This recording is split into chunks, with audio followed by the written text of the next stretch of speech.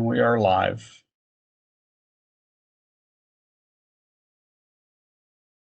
Chris, just let me know when we're live. We're live. We're ready to go. If you'd like to go ahead and start us off, John. Welcome everyone. I'd like to bring to order this April 6, 2020 meeting of the Whitefish City Council to order. Thanks everyone for being here tonight. We're doing our best, facing some technological challenges. This is the second time we've held a remote meeting via WEBEX, so appreciate your patience as we work through some kinks in the system this evening. Regardless, I would like to call on Michelle Hauk, our city clerk, for a roll call, please. Michelle. Good evening. So if you can just say here when I call your name. We'll start with Mayor Mulfeld. Here. Councillor Sweeney. He did say here. Councillor Fennell.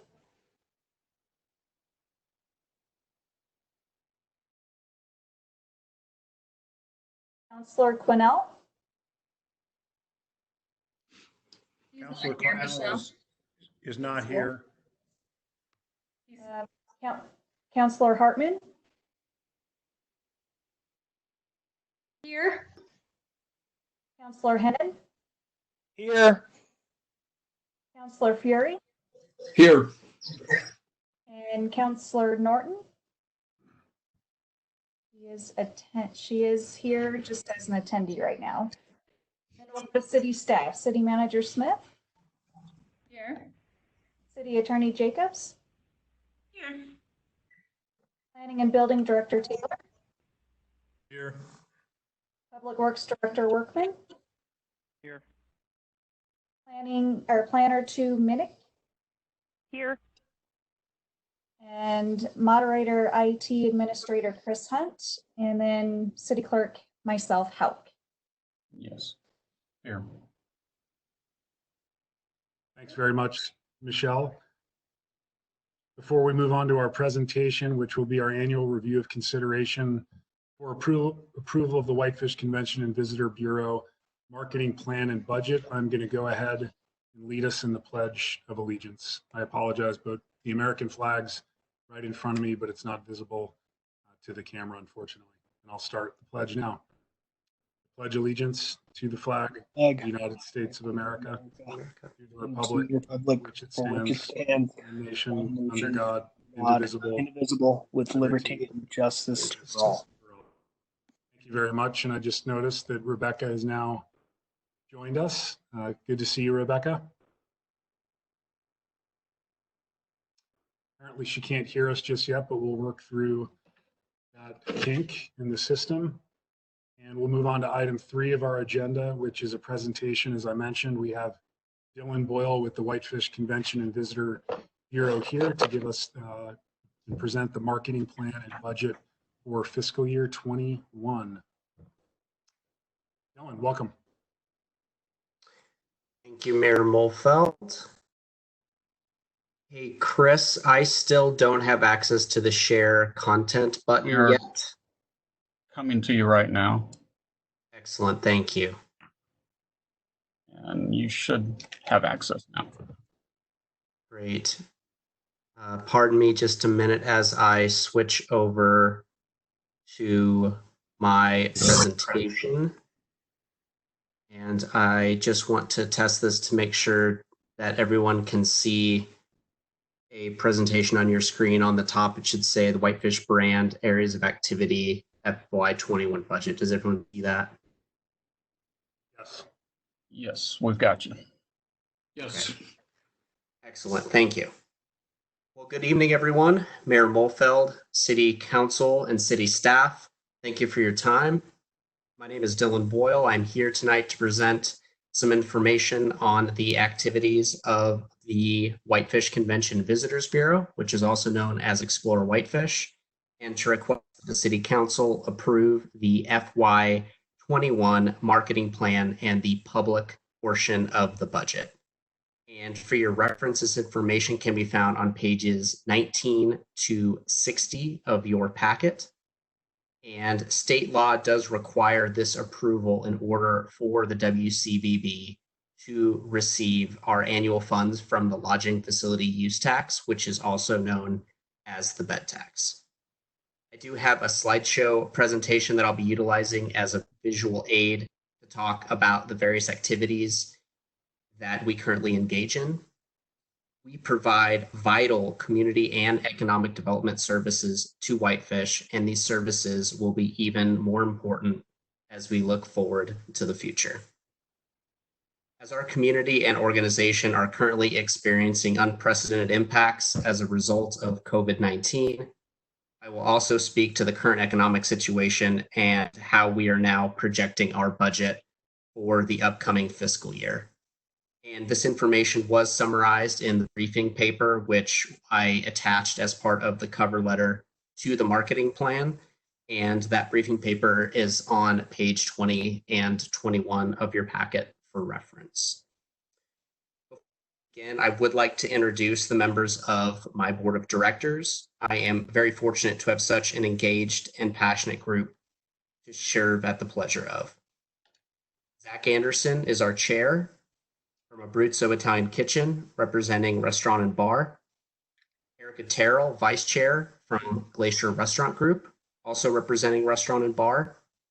Rhonda Fitzgerald is our secretary and treasurer from the Garden Wall Inn, representing small lodging. Nick Columbus, representing Whitefish Mountain Resort. Mariah Jose of Nelson's Hardware is our retail rep.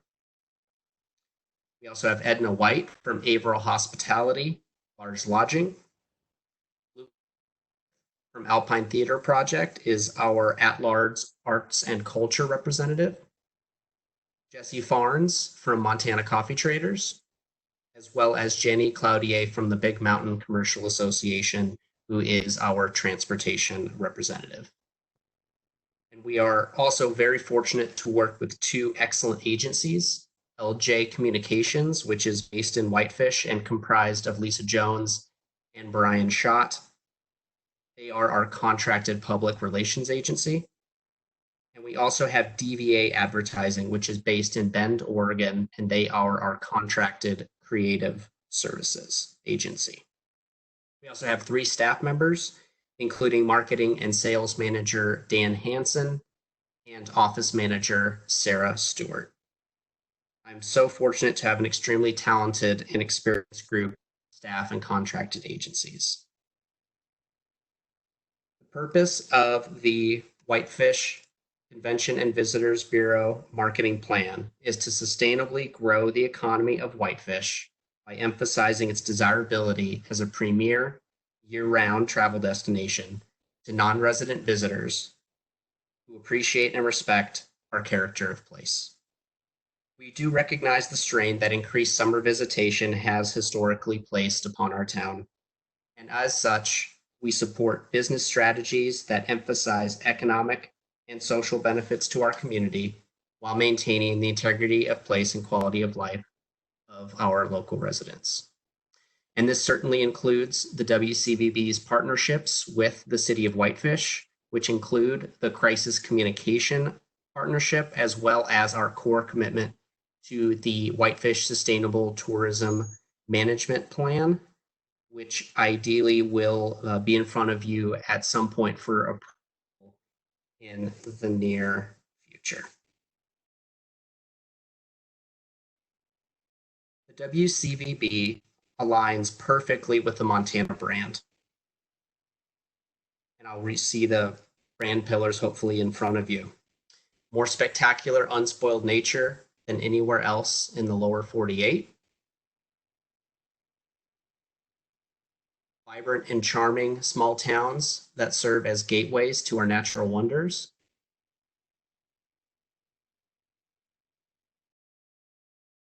Breathtaking experiences by day. And relaxing hospitality at night. And we utilize the Montana brand pillars in unison to promote exactly what Whitefish is. A vibrant and charming small town that provides breathtaking experiences by day, relaxing hospitality at night, and serves as a gateway to our spectacular, unspoiled nature.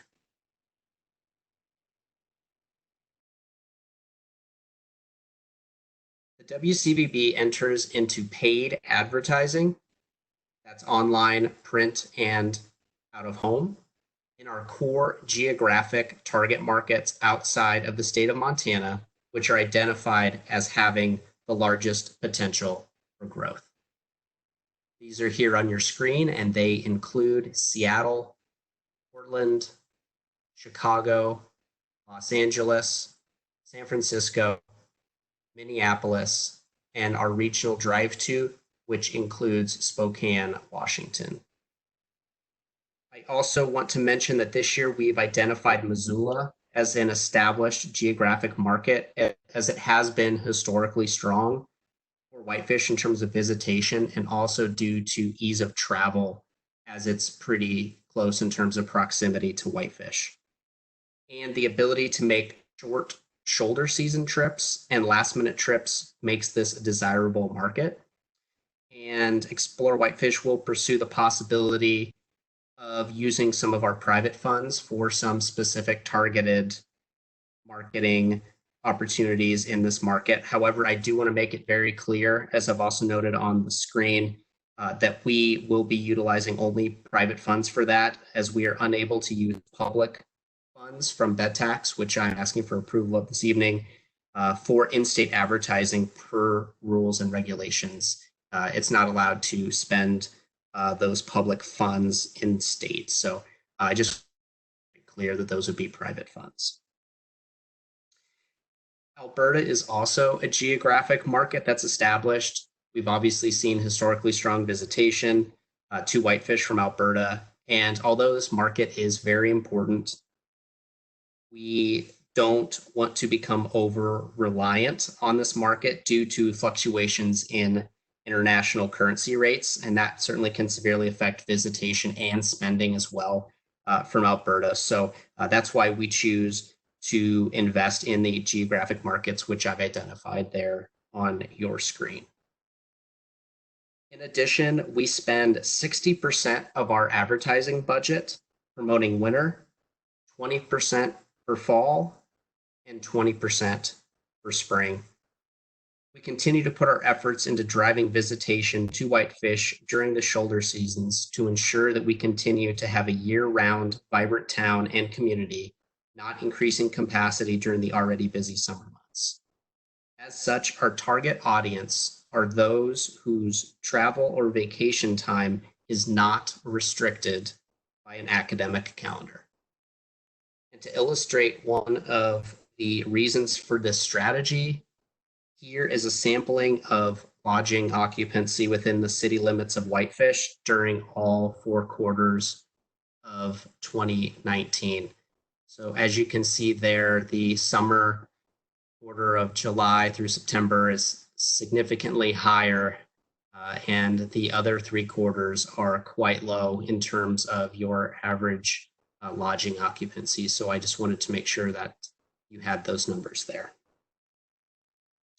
We leverage our advertising dollars with cooperative marketing opportunities that are provided by the Montana Office of Tourism and Business Development. And we also actively participate in opportunities with our regional partners, including Whitefish Mountain Resort and Glacier Country Tourism. The objective for winter, which is on your screen now, is to grow occupancy and build business levels during the ski season of December to April. And our narrative leads with our world-class ski and snowboarding experiences, while we also speak to the accessibility of our charming town. And while we do lead with that, we also highlight other winter recreation experiences available in our area. We integrate this compelling imagery with the invitation for travelers to fully immerse themselves in the Whitefish experience through our Wander campaign, which began last winter and is fully integrated across our advertising, website, and our travel guide as well. Here's another example of some winter creative from this year. We engage in a number of out-of-home displays with Whitefish Mountain Resort in public spaces. And this is an example here from the Seattle Airport from SeaTac, which ran this winter. And we also performed a similar placement in the Portland Airport, as well as in the Chicago train station, with the call to action to take the direct flights from each of those markets.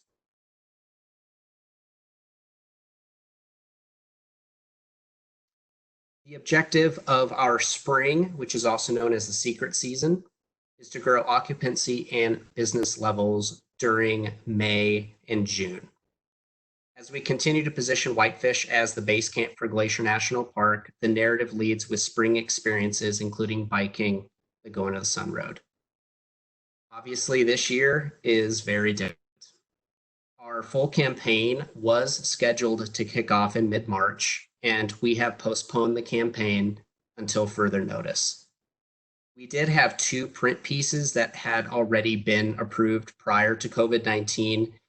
Fortunately, they do comprise just a small portion of our budget, and they will be in the marketplace for a period of time through the fall. So, still certainly good news there. But we have postponed our spring campaign until further notice. And lastly, the objective of our fall campaign, which is also called our Summer Plus season, is to grow occupancy and business levels during September through the end of October. And the narrative for this season includes experiences in Glacier National Park, as well as other public lands which surround Whitefish. And you can see a sample of our fall Summer Plus creative here. The primary call to action in all of our paid placement is to visit our website, which is explorewhitefish.com. On the homepage of the website, we have a header image which integrates with each of our seasonal campaigns. Under normal circumstances, the 2 orange buttons that you see there on the header image would direct website users to book your stay or to find flights. However, as of mid-March, these buttons now direct letters from the mayor with accompanying video, as well as a letter from Explore Whitefish, also with an accompanying video from myself, with the consistent message of safety and empathy for our community and for our visitors who over the years have contributed and will continue in the future to contribute immensely to the economy of Whitefish when the time is right to travel again. However, now is not the time. And I just wanted to show you a few screenshots here. This is what happens when you click on that letter from us. Here's the message from Explore Whitefish with hopefully the video that you have all seen from March 27th from myself, as well as on the bottom of our homepage, we do have a rotator section, and that usually has inspiration for traveling to Whitefish, trip planning ideas for different seasons, but now it is solely dedicated to that consistent messaging from the city, from Explore Whitefish, as well as updates on the current status of our restaurants and services and what is going on with COVID-19 in Montana. So we're constantly updating that information. So you can see we've definitely been flexible with how we've approached the website in order to address the current situation as well as we can. This timely, thoughtful, and well-executed standardized communication during times of crisis such as these is made possible by the WCVB and the City of Whitefish Crisis Communication Partnership. This work can also be seen through the series of community outreach videos, which the partnership has filmed and edited over the course of the last few weeks. These can be found through the city's YouTube channel and have been integrated into the city's homepage and COVID-19 resource update and notifications page, as well as through the Explore Whitefish homepage, which I just showed you, through our member center, through our member newsletter, as well as through media outlets and across various social media channels. The next video in the series is being shot today and tomorrow and is focusing on the local restaurants who are partnering with the Whitefish Community Foundation to provide meals to the food bank. We'll also continue that series later on, and we'll continue to for the time being. We believe that this partnership is extremely valuable and serves our community well. A very special thank you is in order to the WCVB's contracted public relations agency, comprised of Lisa Jones and Brian Schott, as well as City Manager Dana Smith and Mayor John Mulfeld for all of your hard work. In addition to the Crisis Communication Partnership, our public relations program is incredibly robust. I do want to show you a few screenshots here just to show you a bit of the work that they do. The public relations team works directly with travel writers, bloggers, photographers, videographers, and digital influencers on strategic story placement, as well as creating specific messaging and providing photography support for the organization. During the last fiscal year, the PR team planned and hosted 40+ shoulder season media visits in conjunction with local and regional media partners. Through their earned media efforts and strategic story placement, an estimated 206 million people were reached last year, with a total advertising equivalent of $1.9 million. In the marketing plan, as well as in the appendix, which is under the year in review, you can find many examples of their media highlights. I've also added some recent publicity that we've had this winter as a direct result of the efforts of the PR team on your screen. Those include Ski Town, Whitefish, Montana, that was from Ski Magazine. The best time to visit Glacier National Park from Trip Savvy. 11 places to recoup after the holidays, Outside Magazine, and 48 Hours in Whitefish, which was with Outdoor Research, also known as OR, and also accompanied their catalog as well, featuring Whitefish. The PR team has also been involved in athlete sponsorship for many years with our hometown Olympic hero and X Games medalist Maggie Voisin, while also coordinating the extremely popular annual Ski with Maggie Day with Whitefish Mountain Resort. In early March, Maggie won the gold medal at X Games Norway in women's ski slopestyle, as well as a silver in women's big air. We're so proud of our hometown hero.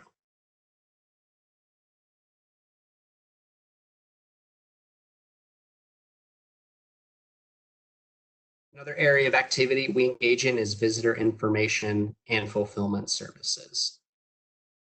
In addition to our advertising and public relations work, we do publish the official Whitefish travel guide, as well as the green Whitefish town map.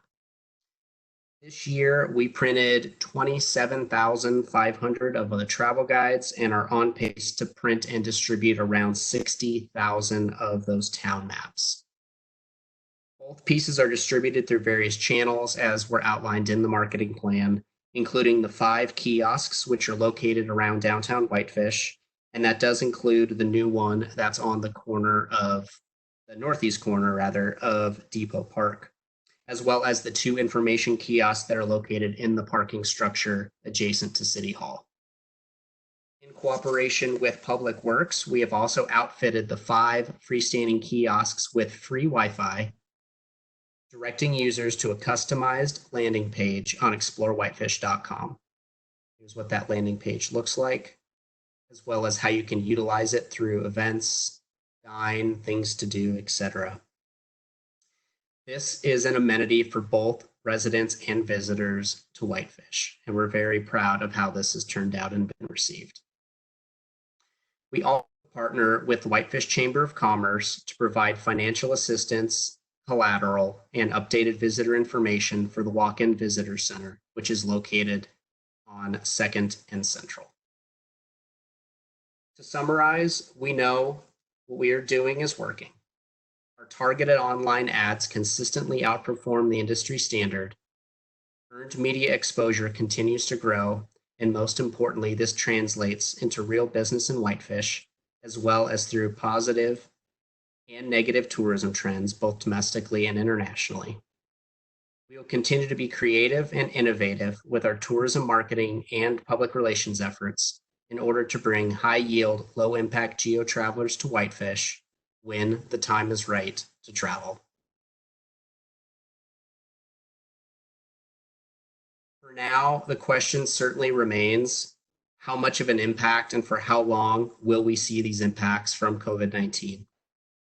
These projections are extremely difficult due to the fluid nature of the current situation without knowing how long it will be until it is not only safe to travel to Whitefish again, but when visitors will return to Whitefish when it is safe to travel. As such, we began a process of attempting to quantify some of the revenue loss that we're seeing locally, as we've received a lot of questions about that. We partnered with the Whitefish Chamber of Commerce to conduct a study to estimate the revenue loss per day that was seen during March as the impacts of COVID-19 were going on. Hopefully you've seen this, but just to reiterate here, the estimated total revenue loss per day for those businesses is over $732,000 a day. Just want to make sure this information does get out there so we can begin to at least establish a baseline for what's happening in our town and to our small businesses.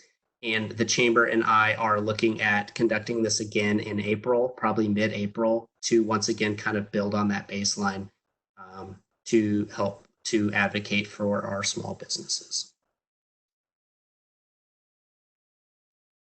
In addition to that, when we begin our budgeting process yearly for the upcoming fiscal year, we start doing that in early January with the initial approval from the WCBB Board of Directors in early March. And since that time, obviously, the impacts of COVID-19 have forced us to begin to reevaluate our budgets, not only for this fiscal year, but obviously for FY21 as well. And when we're projecting our annual budgets, we take into consideration historic trends from many sources. So that can include the resort tax collections, the Whitefish lodging collections, our own tourism promotion assessment collections, as well as we do receive preliminary revenue projections for our bed tax from the Montana Department of Commerce. And for the revised budget that you'll see here, we've also utilized some scenario projections that we've gotten from the Montana Department of Commerce, along with some other sources to create our baseline for the following revised budget. And that can be found on page 34 of the FY21 marketing plan, as well as a brief description is in your briefing paper as well. So as you can see, when we were looking at this initially, we had projected our FY21 public budget to be $150,000, pretty similar to what we had projected for this current year. And our revised projections, we looked at it in terms of quarterly collections, as we inherently do have seasonal fluctuation in visitation and spending. And we do believe that this is an optimistic view for us. And what we're looking at currently is a initial projection of 75% decrease in bed tax collections for the April to June quarter, 50% down for the summer quarter, 25% down for October to December, and hopefully back up to around 2018 numbers for the majority of ski season for January to March of 2021. So that's kind of where we're at. Certainly is a fluid situation, as I mentioned, and we'll continue to monitor collections and trends and to adjust accordingly.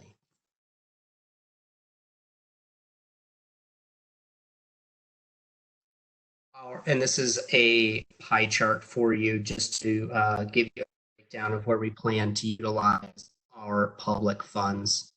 The vast majority of the public funds we do put straight into advertising.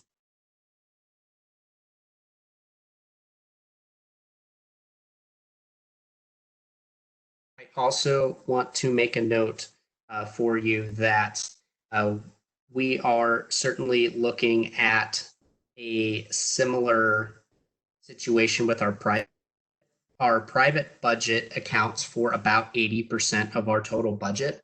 And this comes from membership dues as well as the 1% tourism promotion assessment. And as I mentioned, we're looking kind of at similar projections for our FY21 budget. We had initially projected about $650,000, but obviously that has significantly changed. Since we are still monitoring the situation and still creating projections for the FY21 private budget, I at least wanted to provide you with the overall percentages for each of our budget line items that are allocated to our private budget in order to show the City Council the full scope of services that the Whitefish Convention and Visitors Bureau does provide. And that is also in that budget on page 34 with a little bit more explanation for you. And with that, I am here once again to request that the City Council approve the WCVB FY21 marketing plan and public lodging tax budget of $78,000. And I am happy to answer any questions at this time. Thanks very much, Dylan. Appreciate the thorough presentation and the quality of the presentation. As usual, I'll turn it to the council. Are there any questions or comments from council members on the FY21 marketing plan or public budget?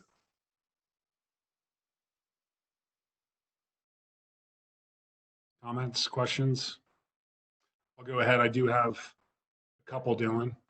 Sure. First of all, I just want to emphasize how much as a city we appreciate the strong partnership that we've formed with the CVB. It's become increasingly more important to us as we face times like we are today. And I want to give you a big shout out and kudos for being strong partners with the city, as well as the efforts LJ Communications has made to help with our public outreach during this COVID-19 crisis. We value this partnership and it's very much appreciated. With that said, regarding lodging occupancy, the numbers that you presented, I recall we touched on this last year. One question I have for you is when our non-peak seasons, when we're only seeing 40 to 45% lodging occupancy on average in our hotels and motels, obviously we've seen an increase in supply over the years with the addition of the Hampton and the Hilton. So we're essentially have a fairly saturated market from a supply standpoint. How much are those percentages driven by those that own second homes or elect to stay in VRBOs or short-term rentals? Because it seems that lodging type isn't captured in your data. Yes, that is correct. So that data set, as with data, certainly does have some limitations. So that is a sample of about 450 brick and mortar room nights that are within the city limits. And the data set's made up of basically most of the large lodging properties. So it is only a snapshot. In terms of increased inventory, I kind of look at that two ways. So as you mentioned, we have seen an increase in inventory from the brick and mortar standard hotels over the last few years. And what I have seen with that is there mostly has been a decrease in the average daily rate throughout the season, basically increased competition for those room nights. Similar demand, but the supply is more. And I have seen as a result of that, the lodging occupancy numbers in the summertime, as you can see there, they're a little over 80%. Those have actually gone down in this report since I started receiving it in about 2016. The shoulder season numbers have increased to the point where we are kind of on uncharted territory in terms of those. Actually, some of those 40 and 50% numbers are as good as we've ever seen since I've received that report. So obviously the the short-term rental impact is really significant because that just adds to that increased inventory and is certainly, I think, at least in the summertime, driving down some of those occupancy percentages. With that said, there's certainly conversation to be had about what type of visitor is visiting and staying in our standard hotels versus, Airbnb. If that data set included the short-term rentals that are outside of the city limits but are still within 59937, I think you would certainly get a different picture. But that's kind of what I've seen, trend related right now. Okay, thanks, Dylan. Appreciate that. And then finally, as with any business, I know you operate as a nonprofit, but the fact that your public budget is projected to be down 50% based on your original projections, obviously, like any business, you have a cost of doing business related to your overhead salaries, your consultants, et cetera. Just curious, does the CVB have cash reserves on hand for these times, or do you have a plan in terms of how to cut expenditures given the fact that your revenues are decreasing? Yeah, I think we are going through that right now. So we are looking at our private budgets pretty closely right now, not only but for next fiscal as well. And we do that initially through a committee of our board called the Finance Committee. And so we are looking at what are our fixed costs, where would there be places where we either could put something on hold or decrease a budget line item. So we are going through that.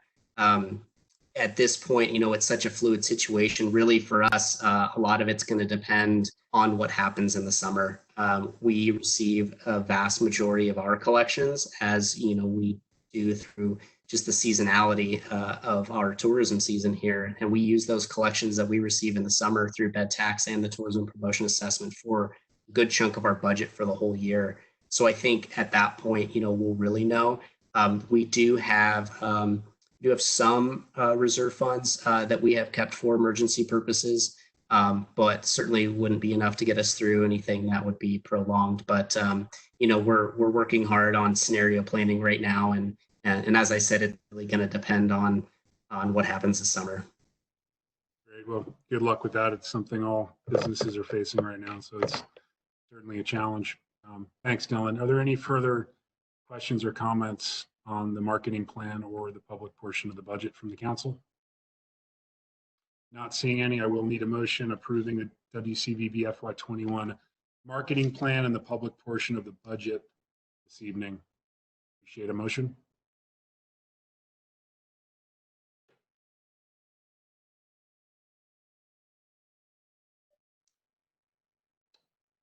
I'll just remind the council if they would unmute their mics to make the motion.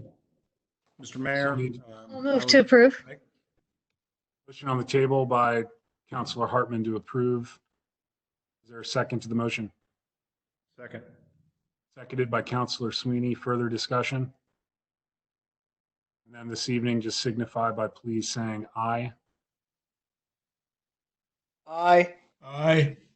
Aye. Aye. Aye. And that's unanimous, Michelle. Thanks very much, Dylan. Appreciate your time tonight. Thank you very much. Good evening. You as well. Thanks. Move on to item 4, which is communications from the public. I'm going to go ahead and turn this over to Michelle. She may have some comments she would like to read into the public record that were submitted via email and or in writing. And then from there, we'll turn to Chris, who will direct communications from those that have elected to participate tonight remotely. Michelle. Thank you. I do have one comment from Citizens for a Better Flathead. This was received earlier today, and it was from Mary Flowers. Their address is P.O. Box 2198, Kalispell, Montana. Let us first express our appreciation for the council's strong leadership on addressing and taking the measures needed to protect the public during these challenging times during this pandemic. On your consent agenda this evening is the extension of the time for the duration of the Highway 93 South Corridor Plan Steering Committee through September 30, 2020. Additionally, under agenda item number 9 is your consideration of authorization to contract for the 2020 Transportation Plan update.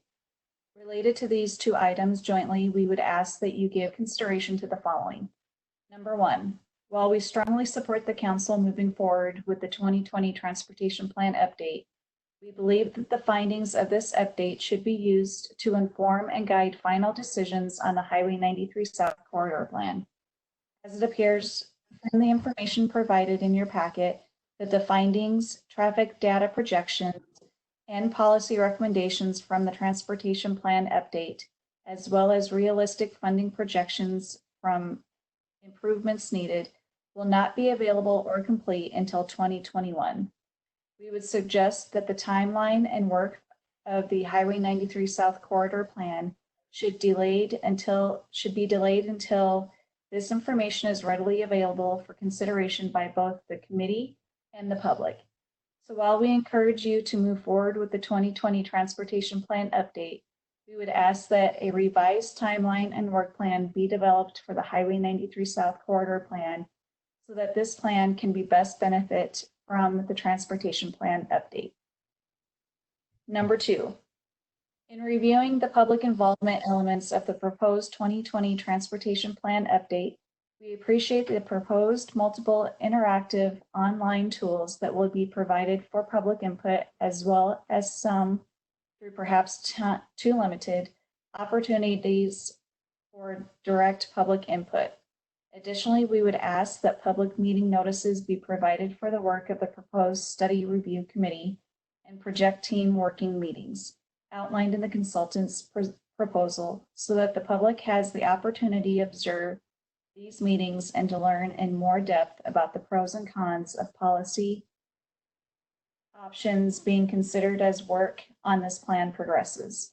This will allow members of the public who are often the traffic experts in their neighborhoods to provide more timely input and to be better informed so they can raise issues of concern earlier in the process before the plan becomes more finalized and difficult to change. Number 3. Finally, while Whitefish over the years has funded and supported earlier transportation plans, the lack of funding to implement the recommendations of these plans has meant that many critical road connections have not been built. We would encourage the council as you move forward with the development of this new transportation plan to actively work with the consultant to have them give additional consideration and recommendations for how transportation improvements will be funded and when such funding can be realistically. The inherent lack of funding for what the city would like to provide, it is also important, we feel, that the new transportation plan better define how the Whitefish growth policy plan goals and call for concurrency standards as can best be implemented as new development is proposed. Concurrency means that adequate public facilities are in place to serve new development as it occurs and within a specific time period. Thank you for your consideration of our comments this evening as you move forward. And that is the only communication I have for this section.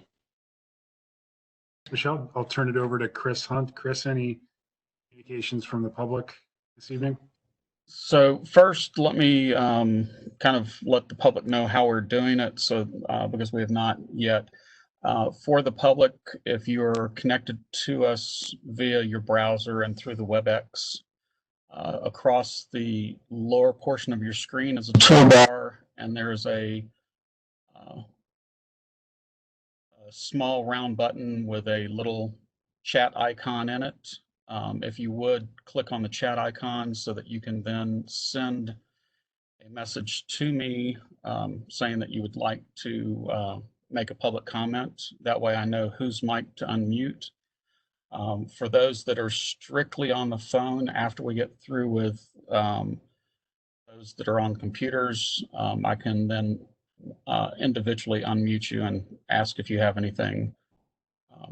So if we have anybody, please go ahead and send a chat message to me. I would also just like to remind folks that do wish to provide public comment that if you would like to provide comment on any of the 4 public hearings we have scheduled this evening, that you wait until we call those individual hearings. Now's the opportunity to just bring anything to the attention you would like to the council and just name and address for the record, please. Thanks, Chris. Okay. And so far, no chats. So we just have just a few folks on the phone. So I'll go to the first person I can identify that's on the phone, which will be Dan Sampson. And Dan, your mic is unmuted if you'd like to make any public comment. And hearing nothing, I will unmute him and go to the next. Our next person, actually, I believe is one of our folks that's going to be talking here coming up in one of our public hearings, but I'll go ahead and see. Our last person that I can identify is Rhonda Fitzgerald. You're unmuted, Rhonda, if you'd like to make any public comment. I don't have any comment at this time. Thank you. Okay, thank you. And that is all that I have that I can identify at this time. Thanks very much, Chris. I'm going to go ahead and stay with you, Chris. We'll move on to item 5, which is communications from volunteer boards. If you don't mind asking if there's anyone attending that has an update from a volunteer board, I'd appreciate it. Okay, if we do, if anybody from volunteer boards could send a chat message, please.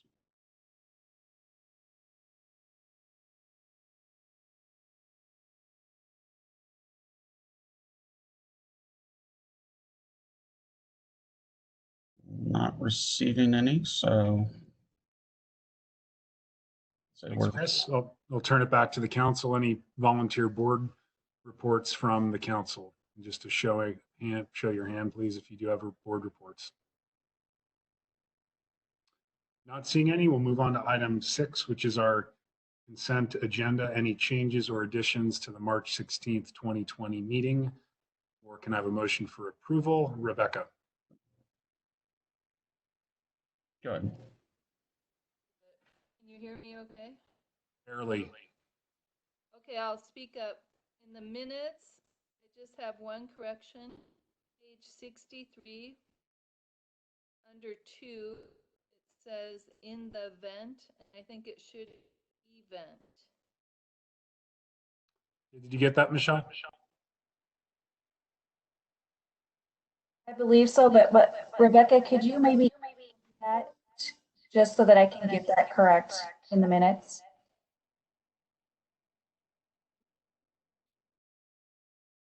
I want to make sure that I heard you correctly, so could you email me your correction? Thank you. Rebecca, we're having a difficult time hearing you. Maybe if you could go to your volume control, maybe that could help.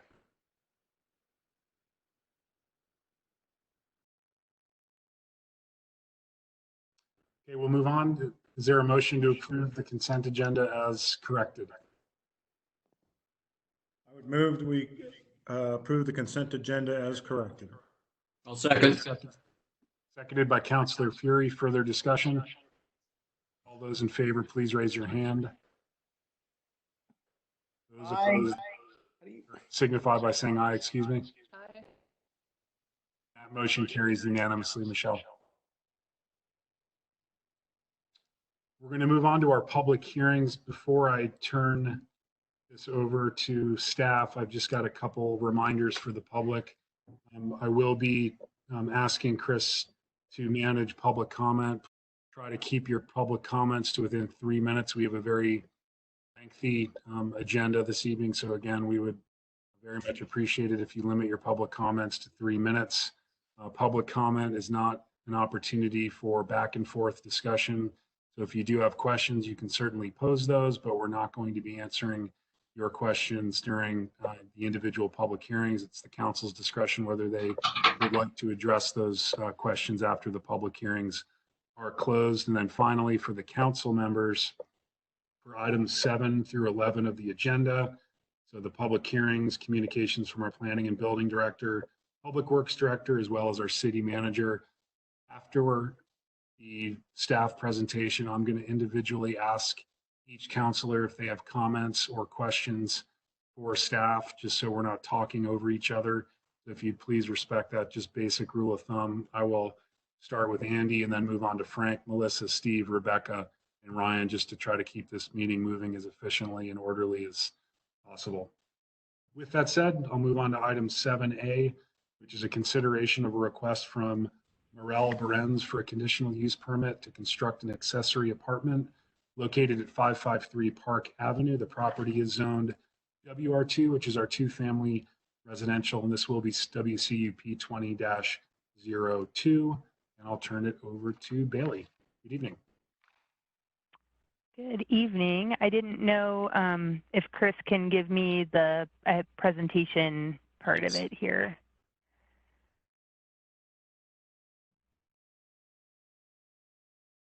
Bailey, just let me know when you'd like to have your two presenters joined in, and I'll turn their audio on. Okay. So let me share my screen here. Hopefully this works. I'll go presentation mode, just because it's a little bit bigger for everyone on the screen. Okay. So the applicant is requesting a conditional use permit to construct an accessory apartment behind an existing single-family residence. This was actually approved originally in 2017, and the CUP expired. The accessory apartment will be located above a garage towards the middle rear of the subject property. The existing garage that's currently on the property will be removed. The garage will be accessed from an existing alley along the rear property line, as well as an existing driveway that's located off of Park Avenue. So the property is approximately 6,500 square feet. As I said, it's currently developed with a single-family residence with the existing garage in the back. It's zone WR2, which is our two-family limited residential district, and the growth policy designation is urban, which does also correspond to the WR2. It will be connected to city services and utilities. We did mail a notice to adjacent landowners within 300 feet of the property on February 26th. We also have placed a sign on the property. We emailed advisory agencies and placed a notice of the public hearing in the Whitefish pilot on March 4th. As of writing the staff report, no comments had been received regarding the proposal, but there were 2 letters that were received in support of the project, and that was included as part of the council packet that Wendy sent out. So we review the CUP in accordance with our criteria and our zoning regulations. So I'm just going to hit the highlights because of the length of the meeting tonight. So the property, as I said, it's zone WR2. The development is consistent with the purpose and intent of the regulations. Setback requirements for an accessory structure with a footprint of less than 600 square feet is 6 feet from a side property line. However, because they are proposing stairs on the exterior of the structure, that makes the actual footprint of the building exceed that 600 square foot threshold, and therefore the building will need to meet the primary side yard setbacks of 10 feet, and so the building will have to be moved 4 feet to the north. So staff is recommending that as a condition of approval, and it would be confirmed at the time of building permit. The zoning does require 2 spaces for the single-family home and 1 space for the accessory apartment. The property does appear to have adequate space to meet this requirement, and that will be confirmed at the time of building permit as well. The maximum height for an accessory building is 24 feet, and that would also be confirmed at the time of building permit. And the lot coverage in the WR2 is 40%. This standard does appear to be met, but that would also be confirmed at the time of building permit review. The apartment and the garage will access from a private driveway extending from the existing public alley at the rear of the property. There's also, as I said, an existing driveway located on the southern property line from the front of the house on Park Avenue. Landscaping, the zoning regulations exempts single-family dwellings and accessory apartments from the landscaping requirements, so no landscaping plan is submitted or required. The property is currently served by municipal water and sewer. We do have new stormwater standards regarding impervious surface, and if the total is over 10,000 square feet, they'd have to do an engineered stormwater plan, but the entire lot is less than 10,000 square feet, so they wouldn't even meet that standard. And then neighborhood community compatibility, neighborhood community impact. Traffic impacts are anticipated to be minimal since the property does already have an existing single-family residence and is located within an existing neighborhood with similar uses. Due to the season of the year, staff is unable to determine if the existing driveway is paved. If the driveway is not currently paved, then the applicant would be required to pave the driveway as a condition of approval. Neighborhood community compatibility. The structure is accessory to the single-family home. It will be similar to existing adjacent residential uses in the neighborhood. It's not expected to impact or change the character of the neighborhood, and the density is not out of character with this area. So staff is recommending approval of the application subject to 8 conditions. The planning board met on March 19th and considered the request. There were no members of the public at that meeting, and those draft minutes were attached as part of the packet. Following the hearing, the planning board did unanimously recommend approval of the request, and I'm happy to answer what questions I can.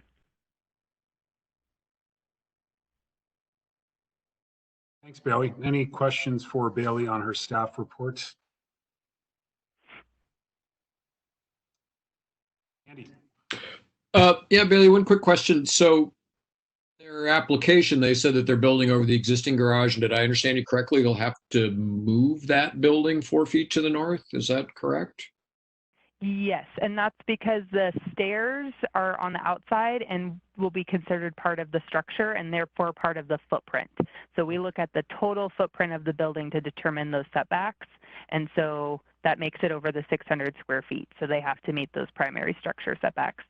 Okay, thank you.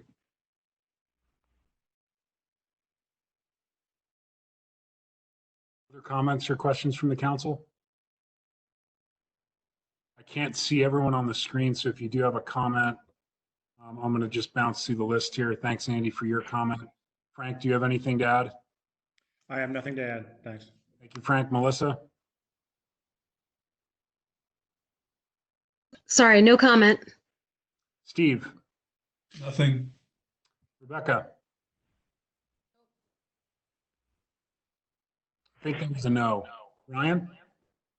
No comment. Thank you, Ryan. With that said, we did advertise for a public hearing on item 7A of our agenda, and I'm going to go ahead and turn it over to Chris to manage our public comment period this evening for item 7A. Thanks, Chris. Okay. Let me just quick question for Bailey. Do you want me to have the 2 people that you had listed on first? Yeah, I think I was trying to see the attendees. I think I saw Justin, who was the builder. I don't know if he wanted anything to add. And then I wasn't sure if Muriel was on as well. They both are, and I'll unmute both of them right now. So Justin and Marielle, y'all are both unmuted, so just kind of be aware. Yeah, this is Justin Taylor, Innovative Builders. I don't got any questions. If you guys got any questions or concerns for me as the builder.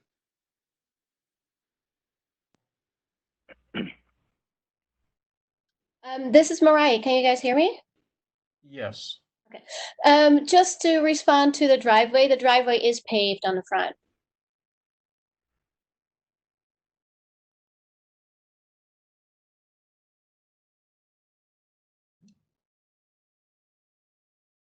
I'll go ahead and mute them. I have not received any other requests for public comment. Thank you, Chris. I'm going to go ahead and close the public hearing on item 7A and turn it back to the council for discussion or hopefully a motion.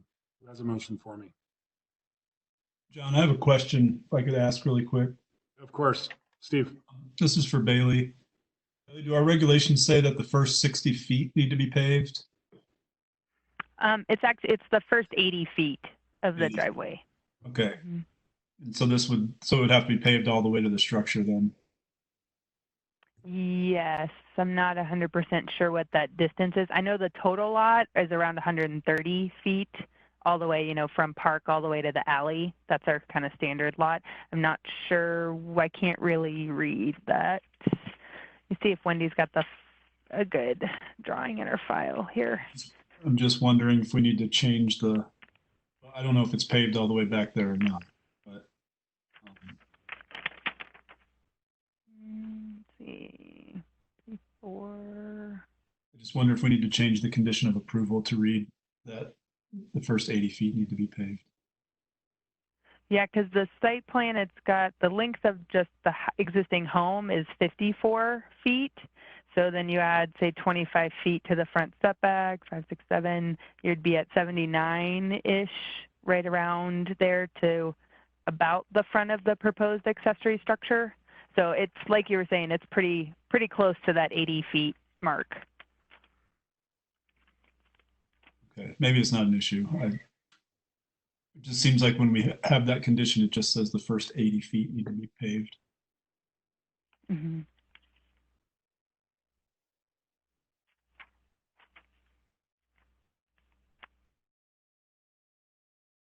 Anything further from council? Had one comment from Marielle that says it is currently paved all the way to the structure. Great. Thanks, Chris. Okay. Not seeing any hands or additional comments from the council. I would entertain a motion, please. Mr. Mayor, I would make a motion.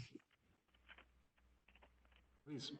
I would move to approve WCUP 20-02 along with findings of fact, staff report, and subject to the 8 attached conditions as recommended to us by our Whitefish Planning Board on March 19, 2020. Is there a second to the motion? Second. Seconded by Councilor Sweeney. Is there further discussion? Comments? All those in favor, please signify by saying aye. Aye. Aye. Aye. I believe that's unanimous. Any opposed? And the motion does carry unanimously, Michelle. Mr. Mayor, for the future 2 public hearings or 3 public hearings, can we do a roll call for the vote?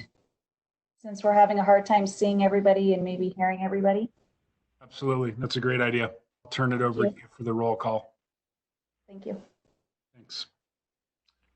Rebecca, I do think we're still having difficulty hearing you. At least I am. With that said, we'll move on to item 7B, which is a consideration of a request from Montana Commerce LLC for a conditional use permit to construct a gas station and convenience store located at 6045 Highway 93 South. The property is zoned WB2, which is our secondary business district. This will be WCUP 20-01. And Bailey, I will turn it over to you for a presentation. Thank you.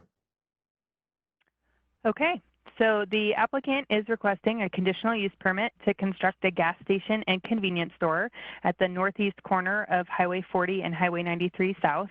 I have the property roughly outlined on the screen just using a Google Earth imagery for you all. The proposed structure, here I'll go to the site plan, that's a little bit better. The proposed structure is approximately 13,700 square feet gross. Additionally, they are proposing 2 detached automobile fueling stations and 1 detached RV fueling station that's also proposed on the property. Water and sewer mains are located adjacent to the subject property and service lines will be extended to serve the proposed structure.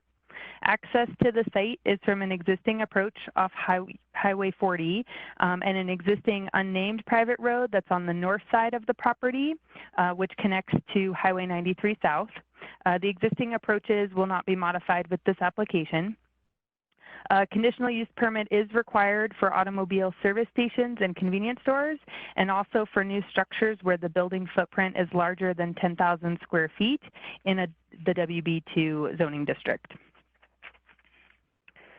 The property is approximately 5.4 acres in size. It's surrounded by a mixture of commercial and residential uses. The majority of the zoning is either city WB2 or county B4, which is their equivalent commercial zoning.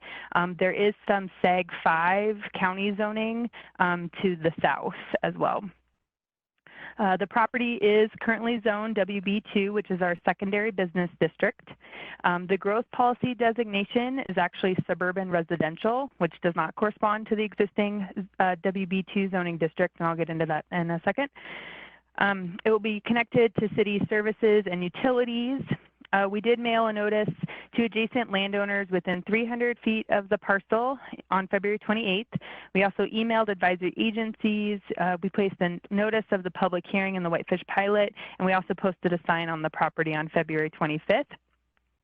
When I wrote my staff report, I had one public comment that had been received in opposition to the project with concerns about traffic on Highway 93 South and the proposed use next to the hospital.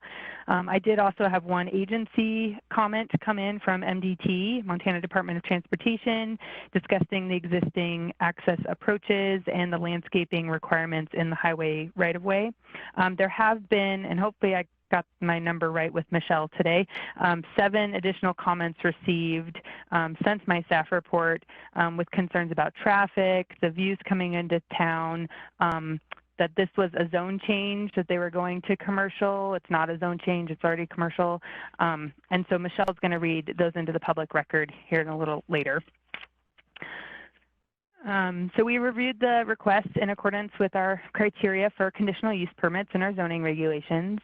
So as I said, the growth policy currently designates this area as suburban residential, which is not consistent with the WB2 zoning.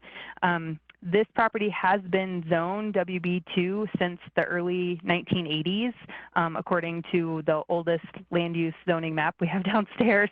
And so even though it's gone back and forth over the years between city jurisdiction and county jurisdictions, every time it's been rezoned to whichever city or county's equivalent zoning, it's always been a commercial WB2 or the equivalent county zoning. It's never been a residential zone that I can find ever. So it's always been out of compliance with the growth policy designation. The property is located within the Highway 93 South Corridor Plan study boundary. That plan is still under development and has not been approved at this time. The draft plan is proposing that that growth policy designation be changed to general commercial to comply with the underlying zoning designation so that it would match. But that's currently draft. It has not been approved at this time. And then, let's see, so compliance with the zoning regulations, setbacks in the WB2 is they are required to do 20 feet in the front, which is along Highway 93 South. They have none on the sides unless they're abutting a residential zone or a right-of-way, and then it's 20 feet as well. And then the rear is 20 feet if it's abutting a residential zone or otherwise none in the rear as well. The non-residential development standards that we've recently approved do require the building to be located within the 25 feet of the front property line. So that's why the building, as you can see in the picture, it's pushed more to the west and that south location to comply with our non-residential standards. And the proposed location does appear to meet these setbacks. Those would be confirmed at the time of building permit as well. There is no maximum lot coverage required in the WB2 zoning. As part of our non-residential development standards, they are required to promote pedestrian access. The applicant is proposing a connected sidewalk from the future building to the existing sidewalk along Highway 93 South. They're also proposing to install a sidewalk along the entire length of the private street with a connecting stairway to the parking lot and the building. They've also submitted a landscape plan, which is actually the plan that I have up for you this evening, and I'll review that a little later in the staff report. And then they are required to install bicycle parking locking racks, which is equivalent to 10% of their required parking spaces. So based on those parking calculations, they must supply a minimum of 5 bicycle locking racks, as close to the proposed building as possible, and that is proposed as a condition of approval. Access to the site, as I said, it's off. There's an existing approach onto Highway 40 at the southern property line, and then in the unnamed private street, which connects to Highway 93 South. There is no direct access proposed off of this property onto Highway 93 South. As I said, the MDT has reviewed the project, and they've stated the existing approaches are acceptable for the proposed use and no new approach permits are required. The fire marshal will review the final building plans to ensure all emergency standards are being met. There is an existing access approach on the unnamed street in about the middle of the property that's not shown, and we are proposing that that approach be removed and revegetated if they don't end up using it for any access. It's actually currently where they're around where they're showing those pedestrian stairs coming up off the proposed street. So parking, it's based off of the gross floor area of the building since it's a retail service. They are required to provide 46 parking spaces. Their site plan shows 43 spaces. I'll go to the next slide. That's kind of a little bit better for infrastructure shown. So 46 spaces are required. Their site plan does show 43 spaces, and then the 3 detached canopies provide an additional 28 parking spaces as well. So they are meeting the required parking at this time, and we would confirm that at the time of building permit. There is adequate room on the property to accommodate any extra parking that may be necessary. Open space is not required for the proposed use because it's a conditional use permit. The WB2 zoning does not include a maximum lot coverage, as I said before, so that allows the full build out of the subject property. Landscaping is required for the commercial use. It's based off of the developed area of the property and the project. Based on what they've shown, they would be at least a minimum of 6% of the property, or 0.326 acres would be required to be landscaped. They also are required to comply with our tree density standards of the 16 trees per acre. They did submit a tree preservation plan with their application that was as part of the council packet to you. So they are getting some credit for some of the existing trees that they are saving, but they will end up having to submit a number of trees, and that you can kind of see on their landscaping plan here as well. The landscape plan does appear to comply with our landscaping chapter, and again, that would be confirmed at the time of building permit. Any landscaping improvements that are within the right-of-way, either along Highway 40 or Highway 93 South, must be approved by MDT, including any installation of irrigation, and that is the property owner's responsibility to maintain. MDT does not maintain any of that landscaping. The property, as I said, is served by municipal water and sewer, which are adequate to serve the project. The engineering standards for the city were revised and have a new effective date here this past December, and that requires professionally designed stormwater plans when the impervious area exceeds 10,000 square feet. Since the proposed building alone is over 10,000 square feet, an engineered stormwater plan will be required for review by the Public Works Department prior to issuance of a building permit. Traffic, as I said, will access the site either off of that existing approach on Highway 40 or the unnamed approach. There's no direct access off of Highway 93 South. As I said, they are proposing to install a new sidewalk along the entire frontage of the private street and extend a new sidewalk from the proposed building up to the existing sidewalk on Highway 93 South. While the subject property does not directly connect to the existing sidewalk around North Valley Hospital and offsite improvements are not required, the city encourages the applicant to work with the hospital to connect the sidewalk along the existing or along the private street to the existing path. They actually are showing it on their site plan as well on all of them. So these sidewalks must be managed or maintained by the property owner.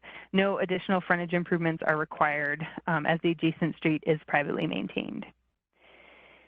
Neighborhood community impact. A traffic study was actually completed for the property back in 2005. That showed future build out of the property with multiple commercial uses. The existing approaches that are currently in place on the property were approved by MDT at that time and were installed. So it was the existing street and access were all implementation of that 2005 traffic impact study. So comments were submitted from MDT stating that no additional TIS is required as the existing approaches will not be modified by the proposed use. Additionally, the property does not access any street that is maintained by the city of Whitefish. It is anticipated that the existing private road and highway will be able to handle any additional traffic.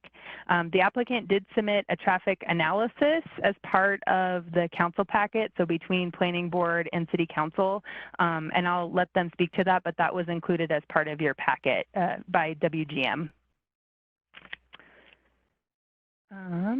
Neighborhood community compatibility. This is looking at the mass and scale of the building. As I said, there's no maximum lot coverage within the WB2 to limit the overall size of the proposed structure. The applicant did submit square footage measurements of the surrounding commercial uses, and the proposed structure is within the range of existing commercial buildings along Highway 93 South Corridor. So they're not the biggest, but they're also not the smallest. They're right about in the middle with that. Massing, bulk, and scale are all part of the Architectural Review Committee, and this project is required to receive their approval as a condition of approval. I do know they have gone to Architectural Review for pre-apps, so they are working with the Architectural Review Committee already to design the building in compliance with city code. And then the content of existing neighborhood, as I said, the neighborhood is a mixture of mostly vacant and commercial uses. There are some residential properties across Highway 93 South and just a little bit to the north of this property. However, recent development is trending to commercial uses only on this stretch of the highway. And as I mentioned before, the property is part of that Highway 93 South Corridor study area, and the steering committee is looking at issues surrounding land use, urban design, transportation, and hopefully we'll get a recommendation from the committee sometime this year. Staff is recommending approval of the application subject to 12 conditions that were attached in the staff report. The planning board met on March 19th and considered the request. There were 4 members of the public that spoke at that March 19th hearing with concerns regarding traffic, location near the hospital, environmental impacts, the use of the property, potential views coming into town. Those draft minutes were attached as part of your packet. And then following the hearing, the planning board approved the request on a 4-3 vote with Linville, Beckham, and Middleton in opposition of the project. I'm happy to answer questions. I do know the applicants' representatives are on the line and are happy to answer questions as well this evening. Thanks very much, Bailey, for your staff report. I'm going to go ahead and see if there's comments or questions from the council. Let's start with questions, please. And I'll begin with Andy. Andy, any questions on Bailey's staff report? Just a quick one, Bailey. So the sidewalk on the west side of the property, I assume that is the same size as the sidewalk running to the north of it in front of Don K and everywhere else? Yes, correct. And does that qualify width-wise as a shared use path? I can't remember. don't. I'd have to ask Craig. I want to say I don't believe it's 8. I think it has to be 8 feet to be the shared use path. Craig might be able to answer that question a little better, but I don't feel like it is. Okay. That's the only question at this time. Thank you. Greg, do you mind addressing that question, please? No, it is not a shared use path. That's just a 5-foot concrete sidewalk on both the west and north side of the subject property. What is the width criteria for a shared path, Craig? City code. Well, we use the state standard is 10 feet. However, we have qualified paths at 8 feet as shared use paths just due to site constraints. But this is, you know, the 2 walkways adjacent to this property are just standard city sidewalks. And there's no sidewalk proposed for Highway 40, is that correct? Correct. Mr. Mayor, I do have one further question. Please. I know one of the traffic solutions that's been discussed over the last couple of years for that junction is actually a roundabout. My question would be, what additional right-of-way dedication would be required on that property? Would that be an ultimate solution there? Would there be any, or would we have to condemn at that point, or would it be something we would want to condition at this point in time?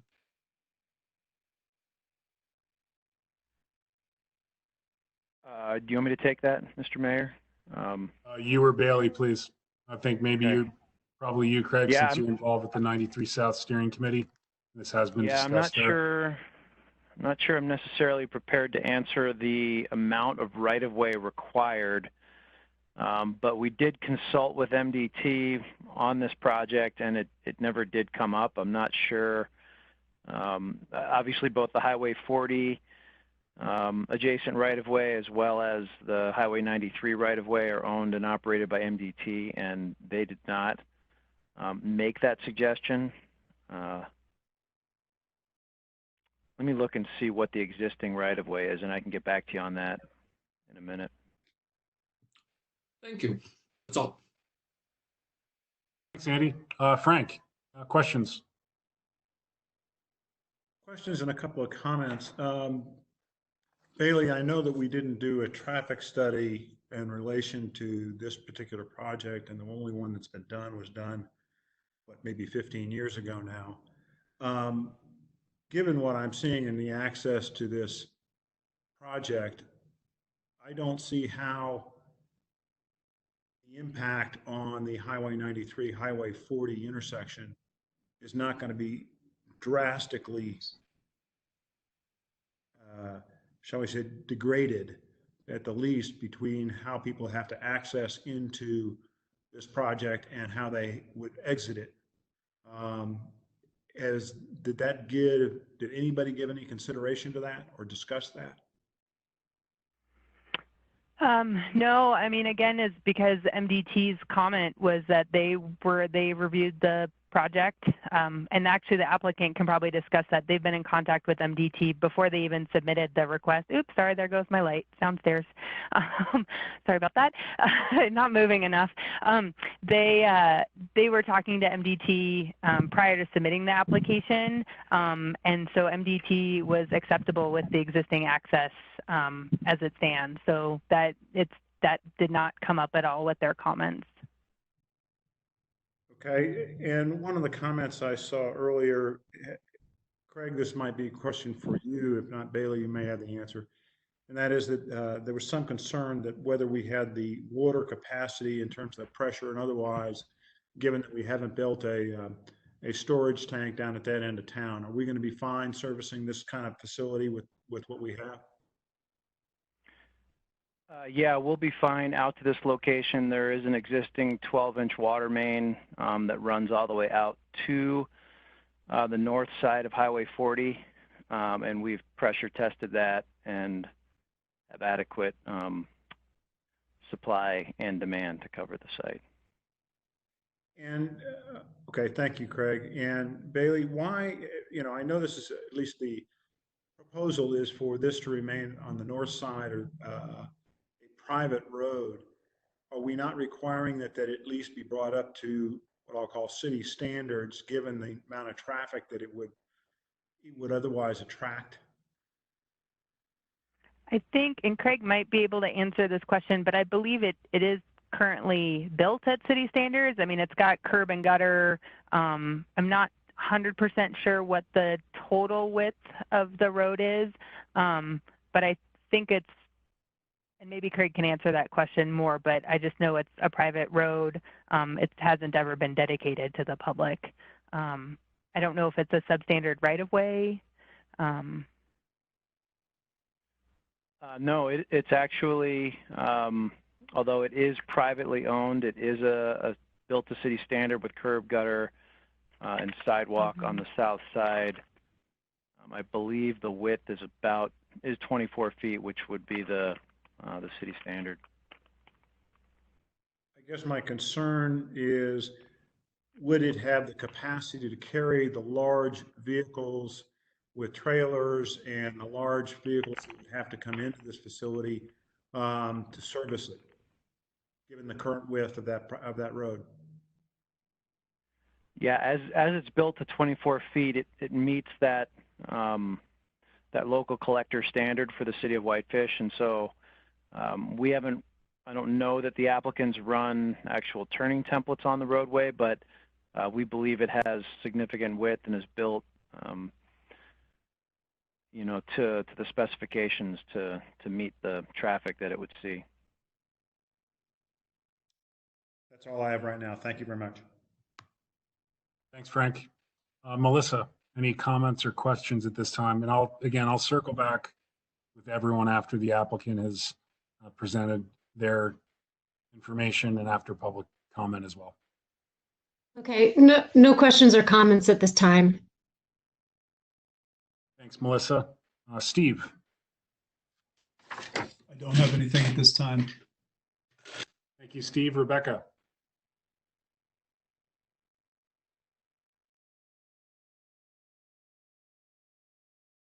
Rebecca, are you still there? I can't unmute. I've unmuted you. Thank you. Yep, I have a few questions about the. We're not able to hear you, Rebecca. At all? Very faint. Right. Can you hear me now? Whoops, Rose, stop barking. Okay, if I speak loudly, can you hear me? Loudly. Sorry, my dog is with me. So I'm worried about the traffic accessing this corner in particular. When I drove the property, going into town, you can only turn right. Will we be allowing people to cross traffic to turn left to this street that's privately owned? That's one question. Another one is the tree situation. There's already been a lot of deforestation. I talked to Bailey about that today, and she says according to what's being planned, there will be 4 trees. Filled out is, I got that right, Bailey. You not hear me? I know. Hi, Bailey. Okay. I know. So there's 4 trees, and they're kind of, I don't know if you can see my mouse moving here, but there's 4 trees up in this area of the property, kind of the northwest corner of the property, that they are proposing to save. The majority of the other trees are down in this area where the proposed building is going to be located. And because our non-residential standards require the building to be within the first 25 feet of the property, they basically were requiring them to remove the trees in order to put the building that close to the property line. So that's where a lot of the existing trees that are on the property would be removed, is kind of in this general area. Most of the trees that are in the center, you know, where the pavement is and things like that, have already been removed from past years. So they're only, and the applicant might be able to discuss that more. But so they will get credit for those existing 4 trees that they are saving at this time, and that would get counted towards their total tree density credits. But whatever they're lacking because of the size of those trees that they're taking out, they do have to replant and meet that credit, which is why they're showing a number of larger trees around the property as well, along Highway 40 and Highway 93 afterwards. And did you want me to answer the left turn question as well? Yes, please. Okay, so that private road is it's a full right and left turn in. So if you were coming from downtown, for example, and you're headed south towards Kalispell, you would be able to make a left-hand turn down that private street, crossing I guess it would be the northbound traffic, if I have my directions right. But if you're coming out of that private street onto Highway 93, you're only able to make a right turn out. There is no left turn out of that to basically go south again, if that makes sense. And then the Highway 40 is a right in, right out only. So if you were trying to make a left onto Highway 40, you would basically have to go east out and go around kind of the medical complex, and you hit, I believe it's River Lakes Parkway Drive, would be basically where you'd be able to make a left, if I explained that right.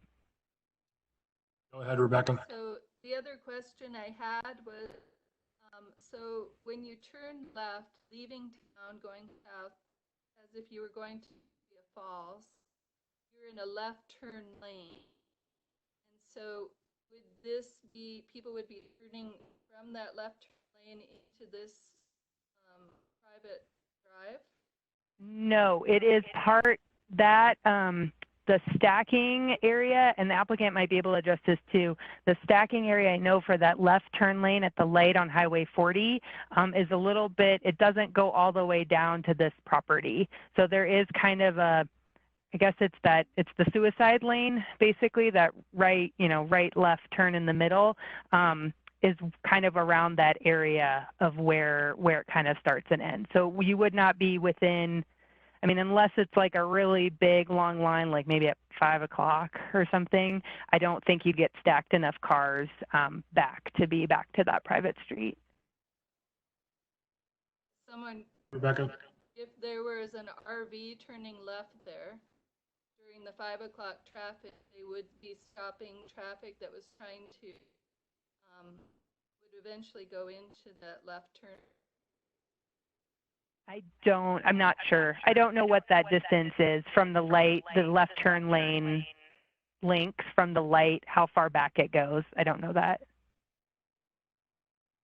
Then, just to confirm, the only way out, if you're not going to Whitefish, the medical village, parking lots, that way. If you wanted to go in, fuel up, and then leave this complex, have to turn right on the private road and go through medical village on their private roads, and then to turn left onto Highway 90 and Highway 40, going near the hospital.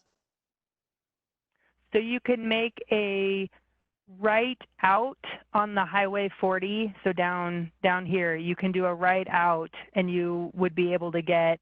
You'd have to cross the lanes of traffic, but you could get out to make a left to go to Highway 93 south that way, or you would have to go out, this way and then come back around. You would not be able to make a left out of the Highway 40 junction in order to go towards Columbia Falls. Does that make sense?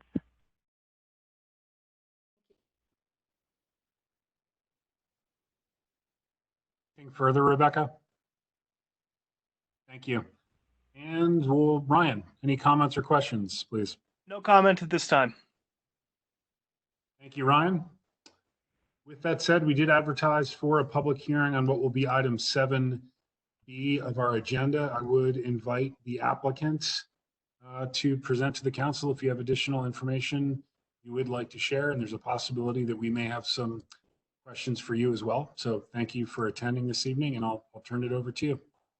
Okay. Then Give we'll me move just a to- second and I will unmute their microphones. Thanks, Chris.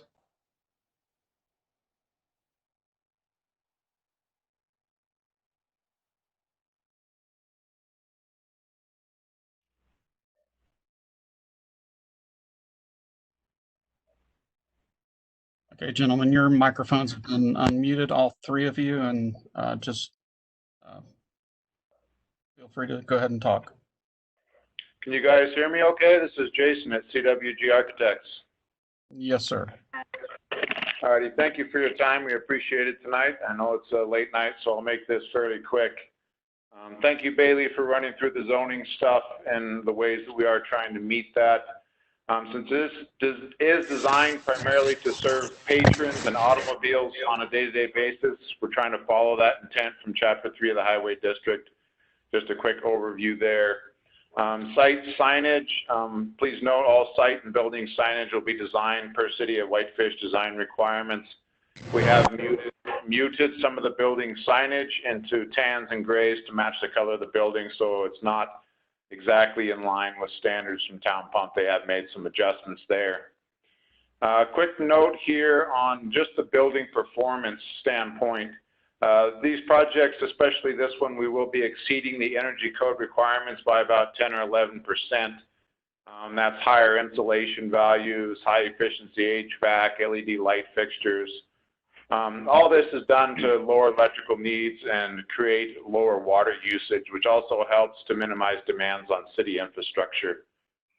Another note from Architecture Review Board meetings that we've had, there were some concerns about this not looking like a franchise building.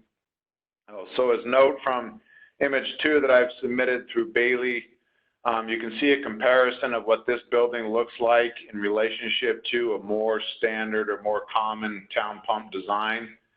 The building that we're proposing is at the top of that image. Everything on it has been changed. We adjusted roof forms, massing elements, everything's of a different slope and scale, so that it does not look like any other Town Pump out there, to create that unique experience coming into Whitefish. The details go into the same effect. The siding, the stone, brick, metal exterior elements, they're all a unique material and scale and color palette, which has not been used on any other Town Pump facility. You can see from that image that was submitted to Bailey, the picture on the bottom is the project in Kalispell. That's more in line with the typical Town Pump, and as you can see, other than the corporate sign, there really isn't much of anything that copies from one building to another. Otherwise, on this design, it was built and architecturally laid out to fit within historic materials used and scale of structure, kind of matching what's commonly found in smaller Western communities. What you see on the right-hand side of that upper image is an all-stone structure. So this thing was designed to look as though it was something that was built over history, starting with the stone and then working into a gray metal and then a two-story brick structure that is reminiscent of an old automobile garage and maintenance shop, kind of like what the old gas stations used to be. A couple benefits here of a convenience store in this location. For the very nearby community, the hospital, the residential neighborhoods, the sports facilities, it kind of acts like what America used to have for a small corner grocery store. You look at the scales of Walmarts and Safeways and things like that, they've gotten a lot larger than they used to be. And now convenience stores like this are starting to carry things that you commonly find in an old small grocery store. It's the milk, the bread, the cereals, all those basic needs that you would want in a regular corner grocery store, which helps reduce traffic, flows into city, keeping those people local to the neighborhood. It provides services for neighboring kids, as well as people at the hospital and at the sports facilities. Looking at this, this idea to be able to keep that small town feel, having those basic services within walkable distances to other common services is pretty valuable. It's an essential element of a small city that you might experience across Montana. Having that gas station next to the nearby adjacent neighborhoods, next to the hospital, next to the sports facility, is kind of keeping in line with that type of idea. Looking at this, again, just to reiterate the idea of what services are being provided here, this is not a casino, this is not, and this is in image one that was submitted to you. This is not a restaurant, there is no overnight parking. Again, this is not a casino, it's not a travel plaza for semi-trucks to come in. This is simply a community grocery store, gas station type of facility with healthy alternatives, soda, coffee, beer, wine, snacks, and gas. The typical things you'd find in a more common gas station across small town America. We'll also be looking at options for healthier lunches, vegan, vegetarian, gluten-free options. So it's not just beer and gasoline and cigarettes. There's a lot more going on inside of a gas station like this than what you might have found 20 years ago. One reason that we, or the owner, had looked at this site is the location of 93 and 40 is kind of ideal for safety of pedestrians from the hospital or soccer fields. Being able to situate a convenience store here doesn't require foot traffic, making it a very safe location for the majority of people in this particular area of town. Looking at other gas station locations and things like that, and this is something that Dan Sampson at Town Pump might be able to speak more to, is when you're spreading out the gas options, it helps to reduce traffic loads, helps past, current, and future growth in the community. When you're looking at the growth patterns of Flathead County, it's historically been, back in early 2000s, it was the fastest growing county in the state. Now it's sitting at number 2. It's historically been within the top 5 fastest growing counties in the nation.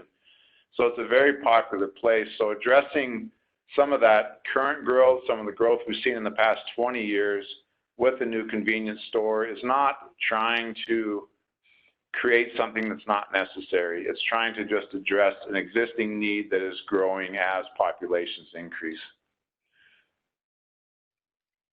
Looking at convenience stores for those traveling through Whitefish, some of the current gas stations are cramped, they're outdated, lacking in their ability to serve patrons without today's needs. This current building plan that we have has been refined to meet modern demands of current patrons, whether that be tourists traveling into and out of Whitefish, or whether it's the day-to-day travelers that are stopping on their way to work or way home from work. So it does provide a lot of services that you can't find in a lot of other current gas stations that have been built or designed from ideas that were around 20 years ago. The building, one of the things I think is kind of important here when you're looking at whether or not to accept or reject a project like this is looking at building within the city limits and the benefit that that brings. I'm a small town Western American guy, and I've seen urban sprawl destroy a lot of communities across the West. And I think there's a lot of validity in creating a denser, more vibrant urban fabric to the downtown and to the city limits, and keeping those developments outside of the city limits from happening by partnering with the local businesses that want to develop within the city limits. So I think there's some real legitimate value to working with people like Town Pump to help work with them to develop within your city limits, not only the tax benefits, the tying into city services, but looking at how you can create a denser, stronger urban fabric to downtown and allowing those rural areas outside of the city limits to remain as they are now. Looking a little bit, and I know I'm going fairly quickly here, but I'm trying to get through a few things before the night's over, is we did meet, like Bailey mentioned, a couple of times with the Architecture Review Board and pre-apps, and some of their comments were fairly minimal. Looking at the site plan that Bailey had up earlier, some of it had to do with our landscaping and our grading plan. So we have an example here that Bailey just put up on the screen. The orange shows the pedestrian pathway to make that a walkable type of community area. Looking at this layout too, and Joe from Big Sky Civil can speak a little bit to this. The green shows the percentage of square footage of landscaping that's required, and the blue shows how much additional we're providing. It's not necessarily trying to indicate where we provide it. It just gives you a quick comparison of how much is required versus how much we're actually providing. It's about 3 or 4 times over that requirement to try and bring some of that forested feel back to the site that isn't currently there now. A couple of just quick notes here. I've worked with Town Pump on a couple projects, and I just wanted to reiterate that this is not some out-of-state developer that's a fly-by-night type of company. These are a local Montana family-owned business that started in about 1953 with a single gas station. They're Montana family-owned businesses, and they do support local needs through things such as grants for local emergency services, Special Olympics, Meals for Backpacks, Adopt a Family, Montana Hope Project, on and on and on. You can see some of those things through the Town Pump Charitable Foundation. It's a family-owned business that looks to give back to the communities it's in. So it's not just supporting another gas station in town. It's becoming a partner with a long-term local Montanan that's here to help out the community to make the place a better place. Looking at some of the building, coming back a little bit to the building side of things, Town Pump will keep what they build and remodel to the greatest extent possible. And it goes a long way towards reducing urban sprawl, minimizing environmental impacts on the structures and the landscapes while staying relevant to today's markets. So it's very rare these days, or it's less likely these days to build a brand new gas station. They're remodeling many more of their current structures to try and meet some of those demands. If you look at general county growth, and I talked a little bit about earlier, that there is a need for things like this. When corporations like Town Pump start looking at a possible new building, it's not a quick decision. They spend a lot of time looking at the science behind it, looking at population things that impact the viability of a business before they ever start to think about turning a shovel. So it's not a quick decision here. You're looking at other factors outside of just general population growth from the main communities. You're looking at added increases of tourism, larger need for basic services such as gas stations. Look at an example, Glacier has been setting records with number of people, 24% increase in traffic in 2016 and 17. And that's just a couple of years ago. So that type of trend is continuing, and it does create a demand and a pressure on cities to be able to perform some of these services like gasoline, some of the main things that people use, with the known fact that America does operate on a vehicular basis quite commonly.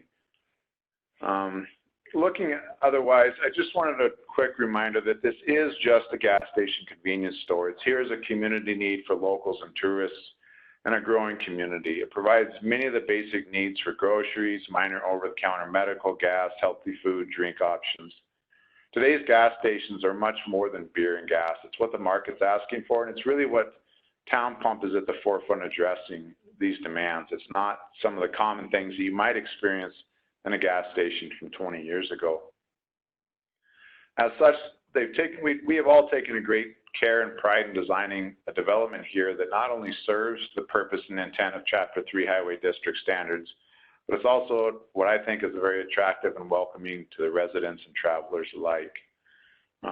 Otherwise, that's the majority of the stuff that I have. I'd like to pass this on to Joe Murphy at Big Sky Civil to talk a little more about the site, and then allow Dan from Town Pump to discuss some of the items on his for your guys' viewing. Thank you very much.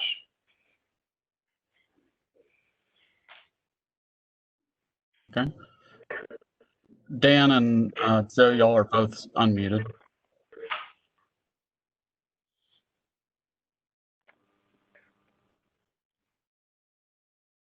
Good deal. We should have Joe Murphy up here real quick. He may be having some technical issues.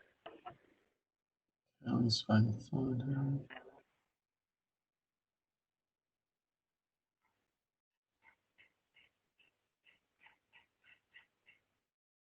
You there, Joey?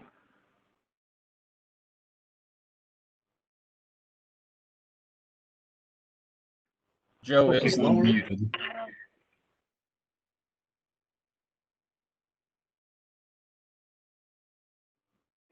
While we're waiting for Joe, I'll go ahead and just run through a few odds and ends of things here.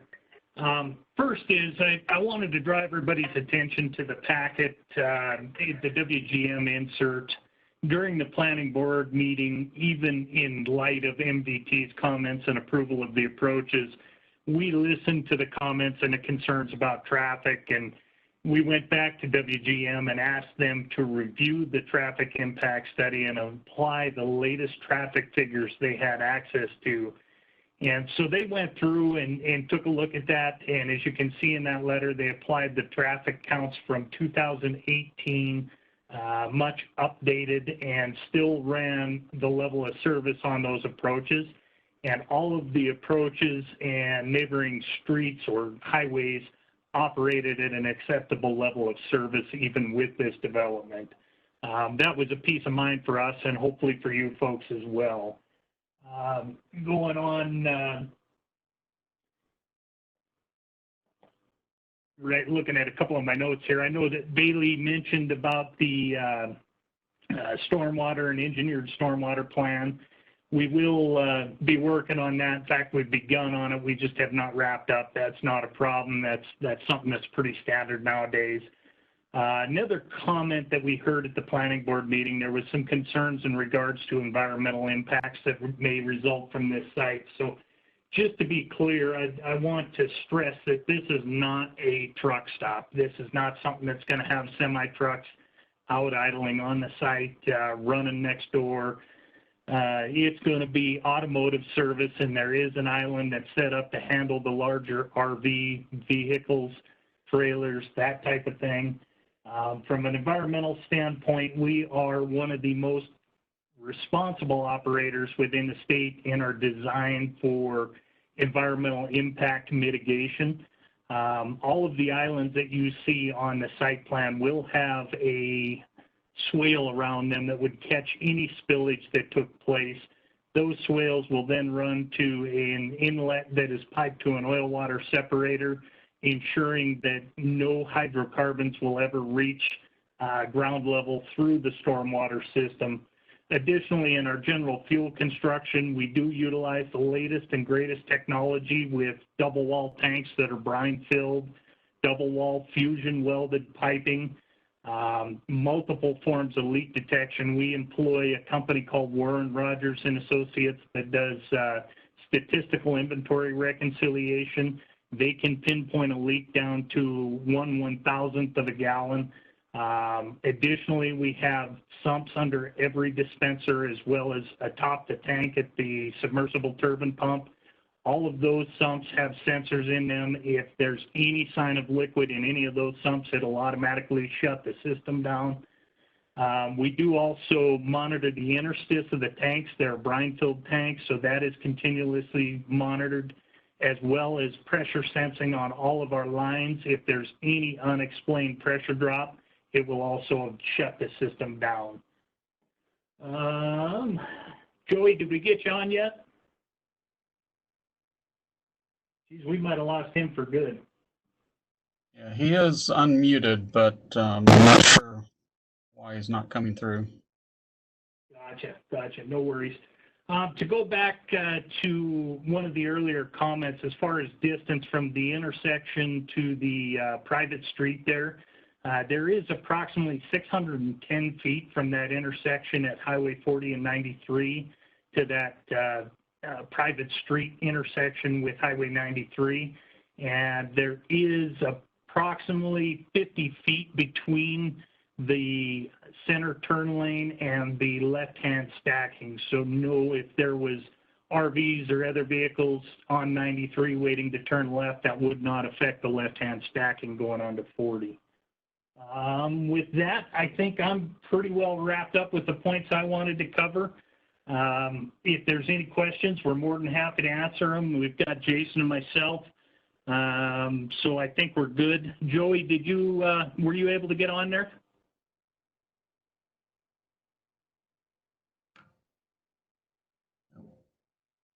Okay, guys, I guess we'll open it up to questions at this point. Thanks, Chris, for managing that portion, and thanks for the presentation from Town Pump. I'm going to go ahead, unless there's anything further from the applicant. We did advertise for a public hearing on this item, which is 7B of our agenda, and I'm going to go ahead and ask Chris to manage the public comment period and public testimony now for this item. Chris. Okay. If we do have anybody that wants to make a comment, if they can please go ahead and send a chat message, I will then unmute your microphone. I'll give a minute to see if we have anybody.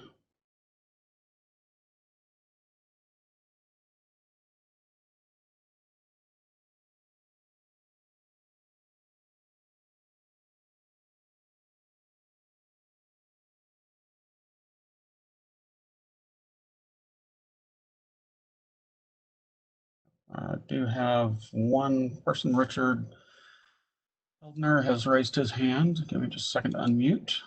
Richard, you're now unmuted. Thank you very much, Mayor and councilors. If someone just let me know that they can hear me, that'd be great. We can hear you if you go ahead and state your name and address for the record, and then. It's Richard Hildner, 104 5th Street, Whitefish, Montana. I'll be as brief as I possibly can be. Number one, I would urge you to ask the proponent to postpone so that there can be a fuller and more robust attempt or effort to have public involvement.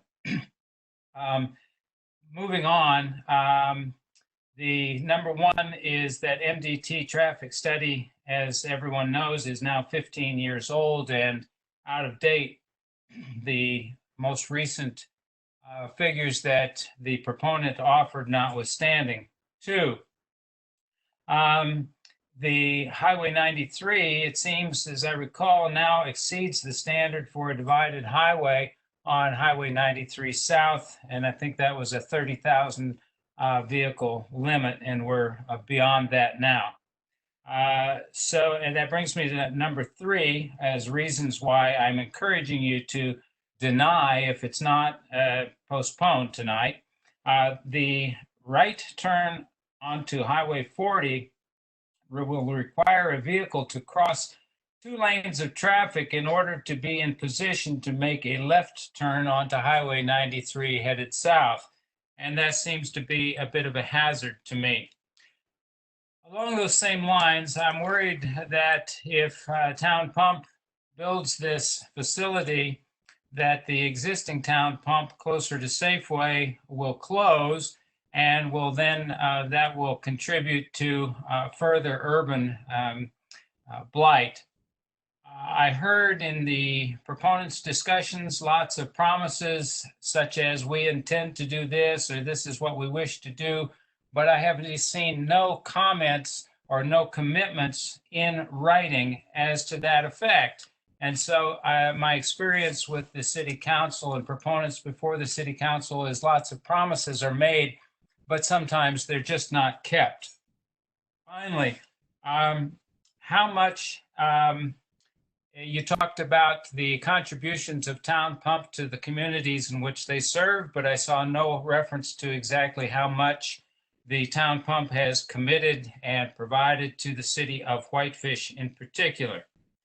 Finally, if you do decide to go and approve, and I encourage you not to, I would like to see the city have extremely tight conditions so that the proponent does not come back asking for changes because it doesn't, quote, pencil. We've heard that many times before. Be thinking about casinos, machine betting, and so on. With regards to the filters and sumps, there is no provision, and I think it should be a condition that they be inspected and that the inspection be part of the public record, and that inspection perhaps is an annual inspection. Second, or thirdly, at this point, all refuse containers must be bear resistant. That's all the containers that the facility would use must meet the bear resistant standards and requirements. Containers, another item I would suggest that you have in your conditions would be containers for recyclable materials must be provided. That is a container for recyclable cardboard, a container for aluminum, mixed paper, etc. The bike ped path should be at least 8 feet, but 10 feet would be preferable. And I think finally that the private roadway, even though it's a 24-foot city standard, given the kinds of transportation that might be expected from visitors hauling RVs and boats and so forth, that it also be posted as no parking on either side.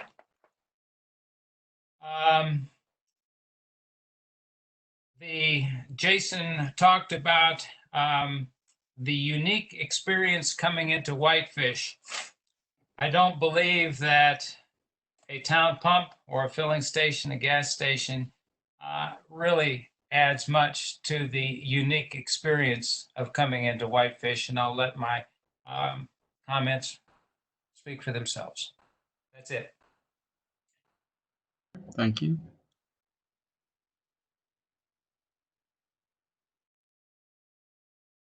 And Joe Murphy has tried to call in. I'm going to try to unmute him. If he kept his connection correctly, we should have him now. Joe, can you?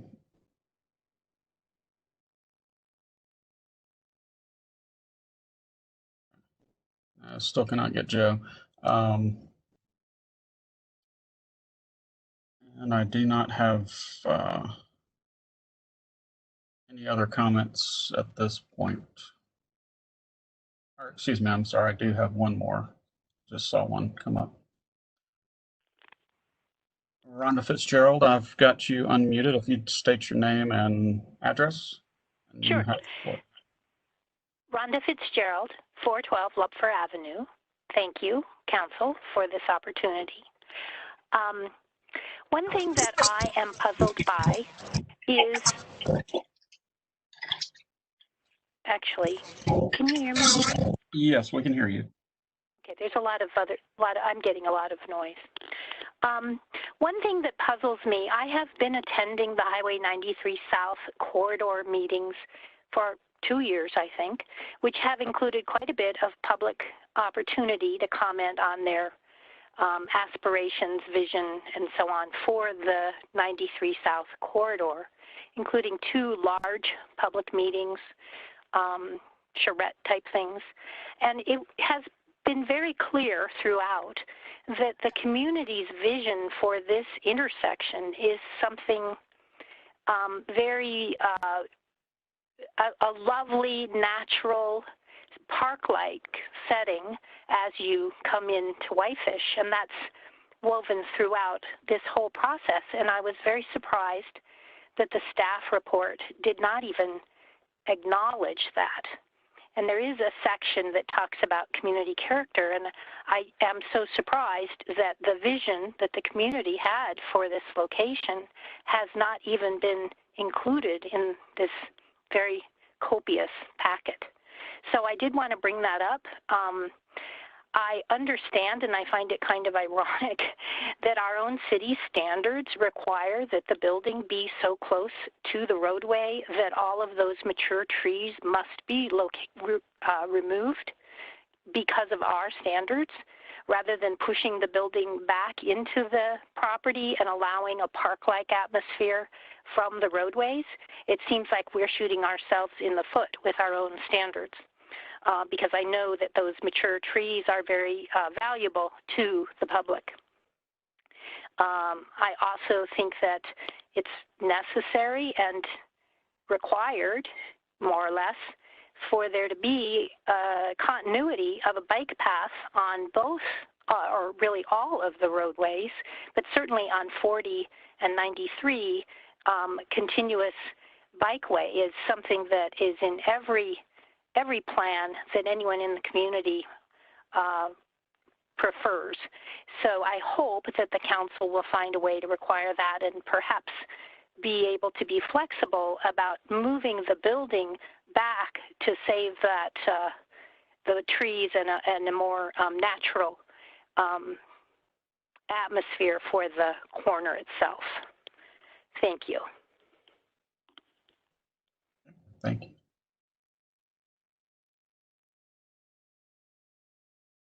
And do we have any other comments? Please send me.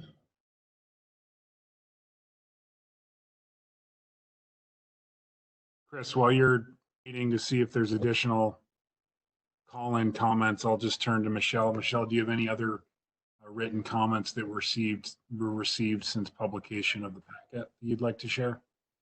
Yes, I do. One moment.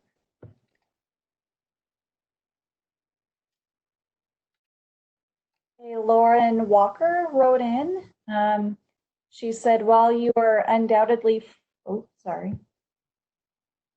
An error show up in midst. Okay. While you are undoubtedly focusing on keeping our city and residents safe, the business of business will continue. Can you also try to keep us safe from overdevelopment, unsmart development, and greed? Those are just as important as anything else in the livelihood and happiness of our residents. That said, I would like to implore you not to give Town Pump special provisions to change the zoning of their property and put up the blight of a gas station as our welcoming entrance to Whitefish. The planning board did not want to recommend you to approve it, but could not see a way out. The way out is they don't have the zoning and you would have to approve a change of zone to allow it. You do not have to do that. Please do not. Again and again, the council is up against bad choices that they really cannot mitigate. But here is an opportunity for you to do the right thing and not allow this. While this may seem a small thing at the moment, it is during times of crisis that all kinds of bad, nefarious, and unthought through decisions get made in the name of exigency. Please don't allow this to happen here. Don't let this virus cause the shock doctrine to take place in our still somewhat very at the risk of overdevelopment, beautiful town. Thank you.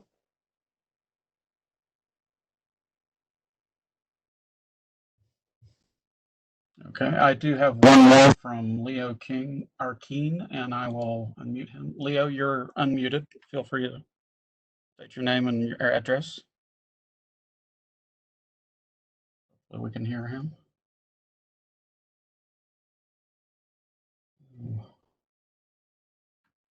So we are having technical difficulty with hearing him.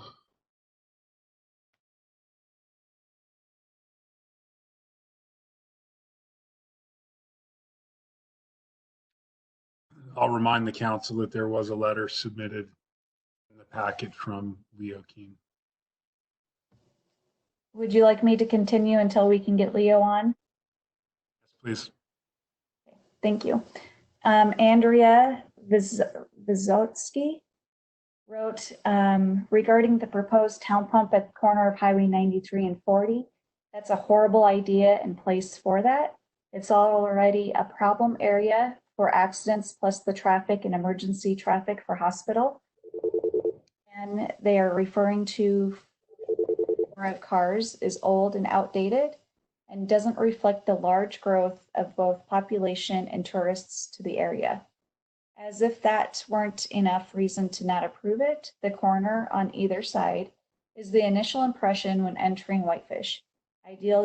Ideally, this should remain a green space, not a gas station.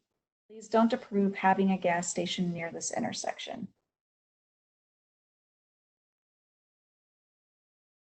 This next one is a pretty long, lengthy letter from Flathead, citizens from a better Flathead. Chris, were you able to get with Leo? I'm going to have Leo call my office number, and then I'll put him on through the speakerphone to get him on. In the meantime, I'll continue with this letter from Citizens for a Better Flathead. A request from Montana Commerce LLC for conditional use permit to construct a gas station and convenience store located at 6045 Highway 93 South, zoned WB2, Secondary Business District, WCUP 20-1. We would encourage the Whitefish City Council to deny the conditional use application for WCUP 20-01 for the following reasons. Number one, failure to meet the Whitefish Growth Policy Concurrency Standards Policy and the City of Whitefish's identified need to provide additional water pressure for this area to meet fire capacity needs and service to existing development approved or built in this area. It is our understanding that the city does not currently have the funding nor location for the water storage tank identified as needed for this part of the city to meet existing and future needs. Availability and adequacy of public services and facilities are required for the issuing of a CUP has not been established with the factual basis as required by city code in the footnote below, and the burden for doing so is that of the applicant as cited below under our point number 2 below. Additionally, the city's findings of fact report does not provide the required factual basis to establish this under number 5 that the following statements are based in fact: availability and adequacy of public services and facilities, sewer and water. The property is served by both municipal water and sewer. It is adequate to serve the project, or fire protection. The Whitefish Fire Department serves the site, and response times and access are good. The proposed use is not expected to have significant impacts upon the fire services.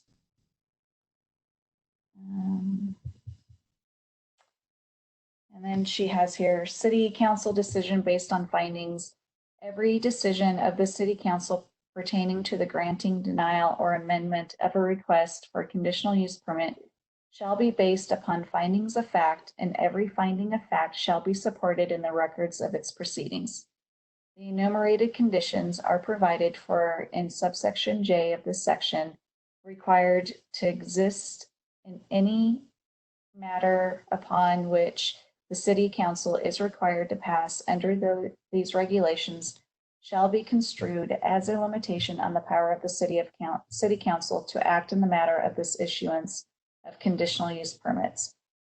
A mere finding or recitation of the enumerated conditions and unaccompanied by findings of specific facts shall not be deemed in compliance with these regulations.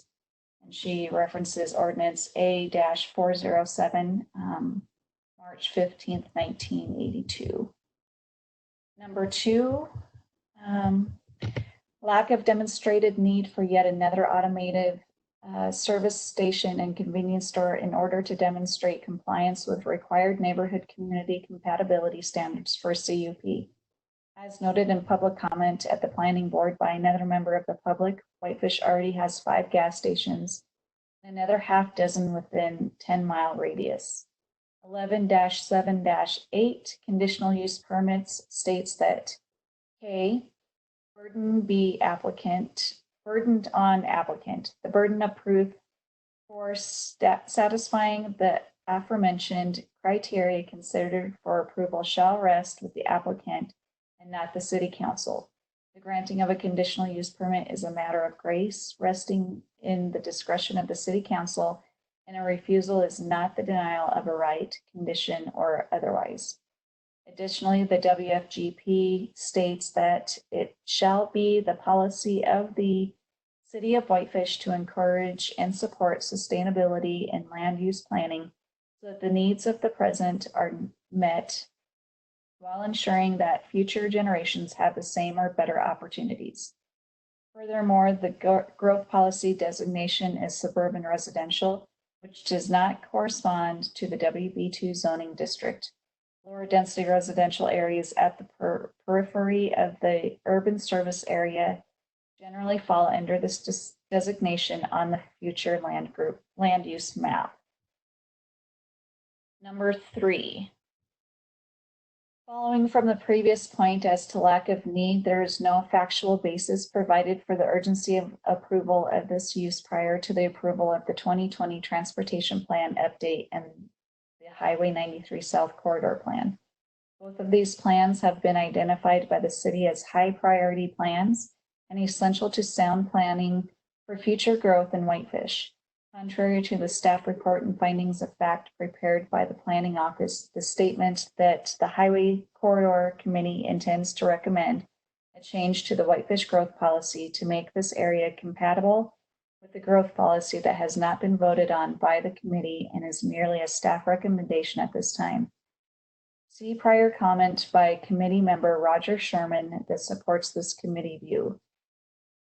Additionally, the community visioning session for this corridor plan demonstrated significant public concern for this entrance corridor to Whitefish, discouraging this type of development. The records from these visioning concessions should be made part of the finding of fact for denial of this CUP.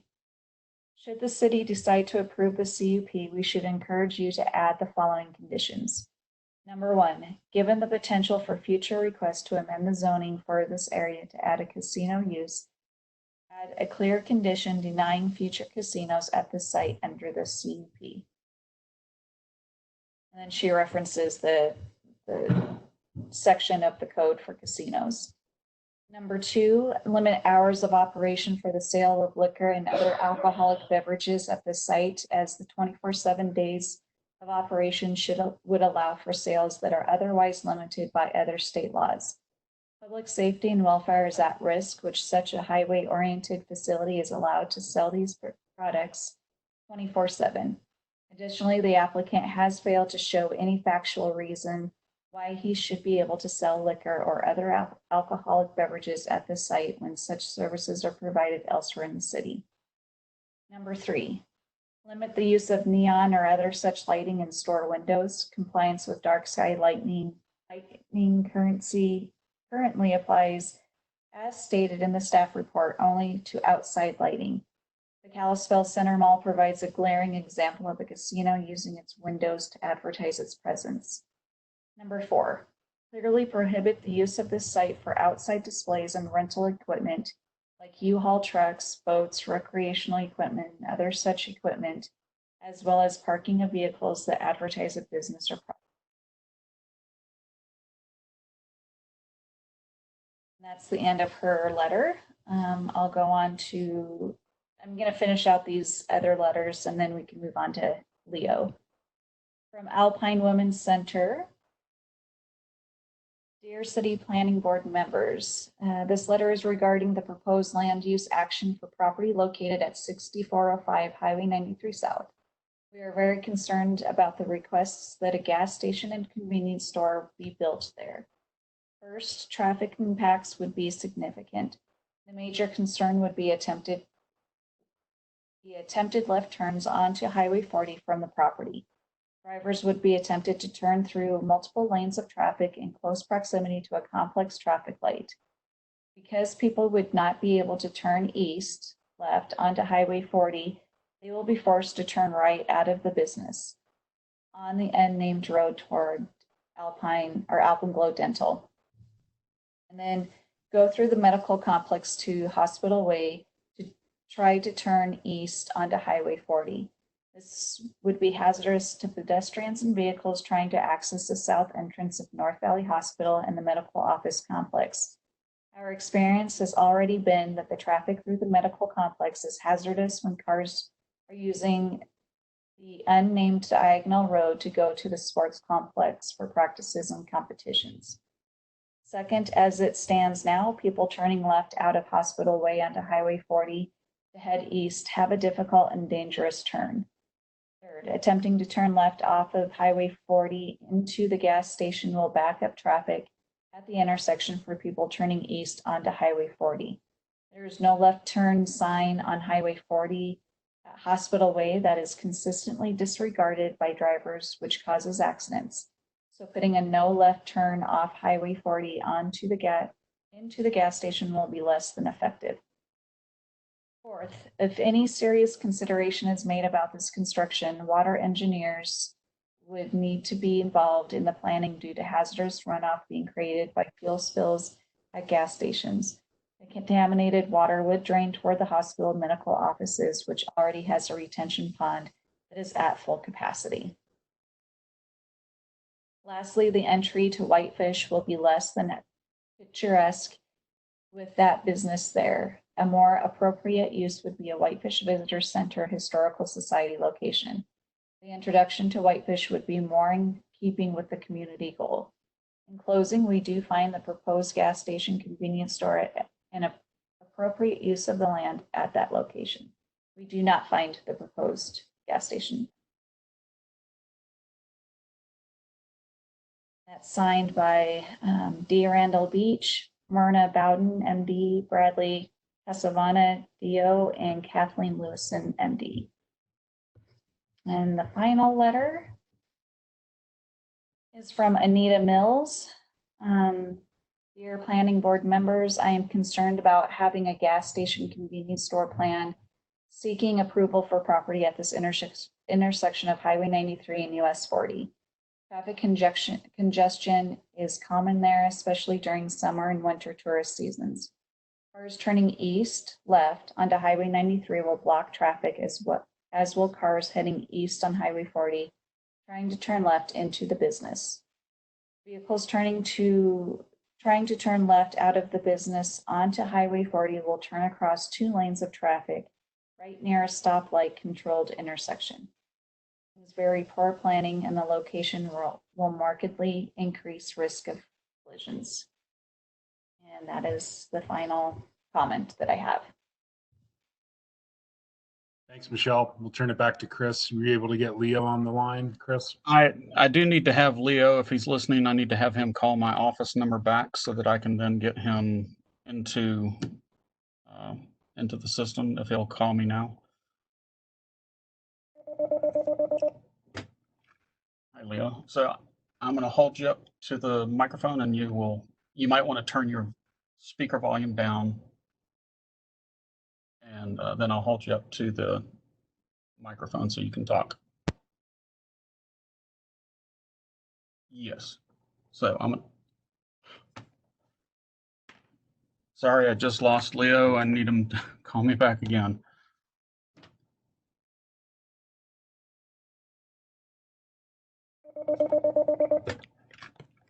Okay, Leo, you ready? Okay, just turn your speaker volume down. Yes, for right now, because it's going to give it a lot of feedback. Okay. All right, so now I'm going to hold you up so you can start talking. Be all right? No. Yeah, we are getting some feedback. Can you go ahead and mute your speaker altogether?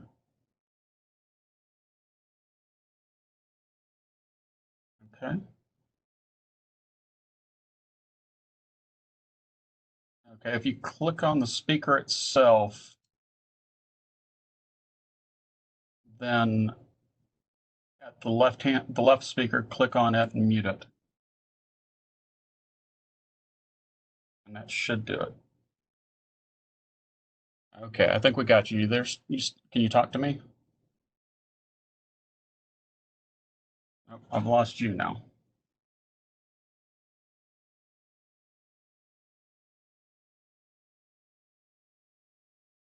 Chris, I think we need to move on. We have Liam's written comments included in the packet. If you're able to get him back online, just chime in. Otherwise, yeah, I'm sorry. I just can't get it to work, and I'm sorry about that. That's all right. Do you have any other members of the public wishing to provide comment at this time? Let me take one more look here. I do not have any raised hands or any other messages. Okay, well, I apologize to Leo. We're doing the absolute best we can here to be as inclusive as we can. Unfortunately, it didn't work tonight for Leo, but we do have his letter included in the packet, and it will be read into the formal public packet. With that said, I'm going to go ahead and close the public hearing unless there's anything further from the applicant in response to any of the public comment received tonight. Let me get Jason unmuted here real quick. Okay, Jason, you're unmuted now.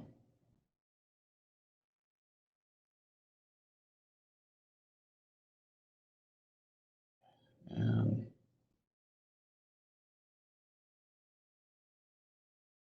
for some reason we are losing our panel, our attendees audio.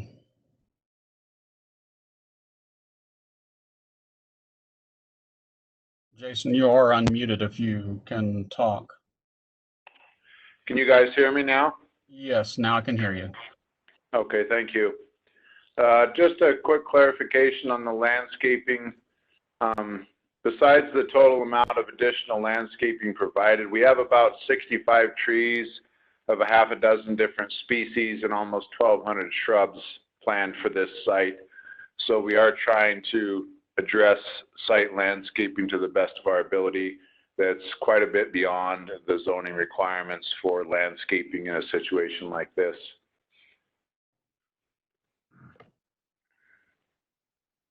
That's all I wanted to clarify there on that end. Thank you. Thanks, Jason. Anything further from the public? I'm not seeing or hearing any. I'm going to go ahead and close the public hearing and turn it back to the council for discussion. I would like or prefer if we could move this forward with a motion, either up or down, I don't care, just to get the discussions moving since it's getting late into the evening. Be my recommendation at this point. Unless there's additional questions you have of the applicant or staff.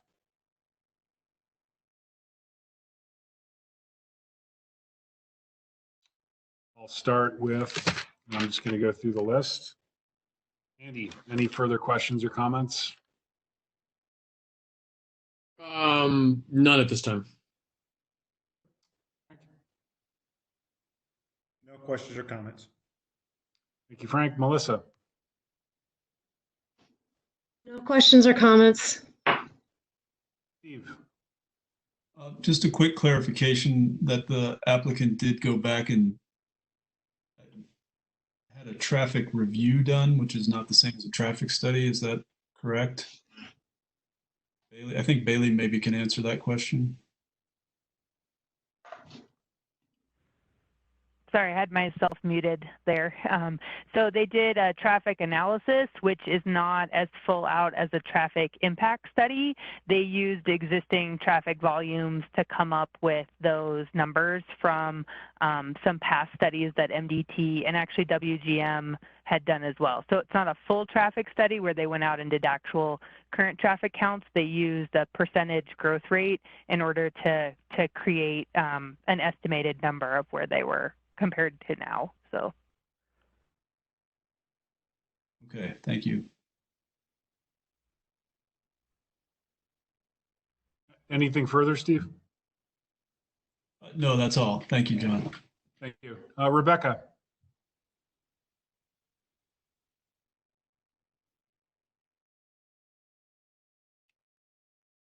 Rebecca, are you with us still? Hear me? Oh, We can hear you. okay. Can you hear me now?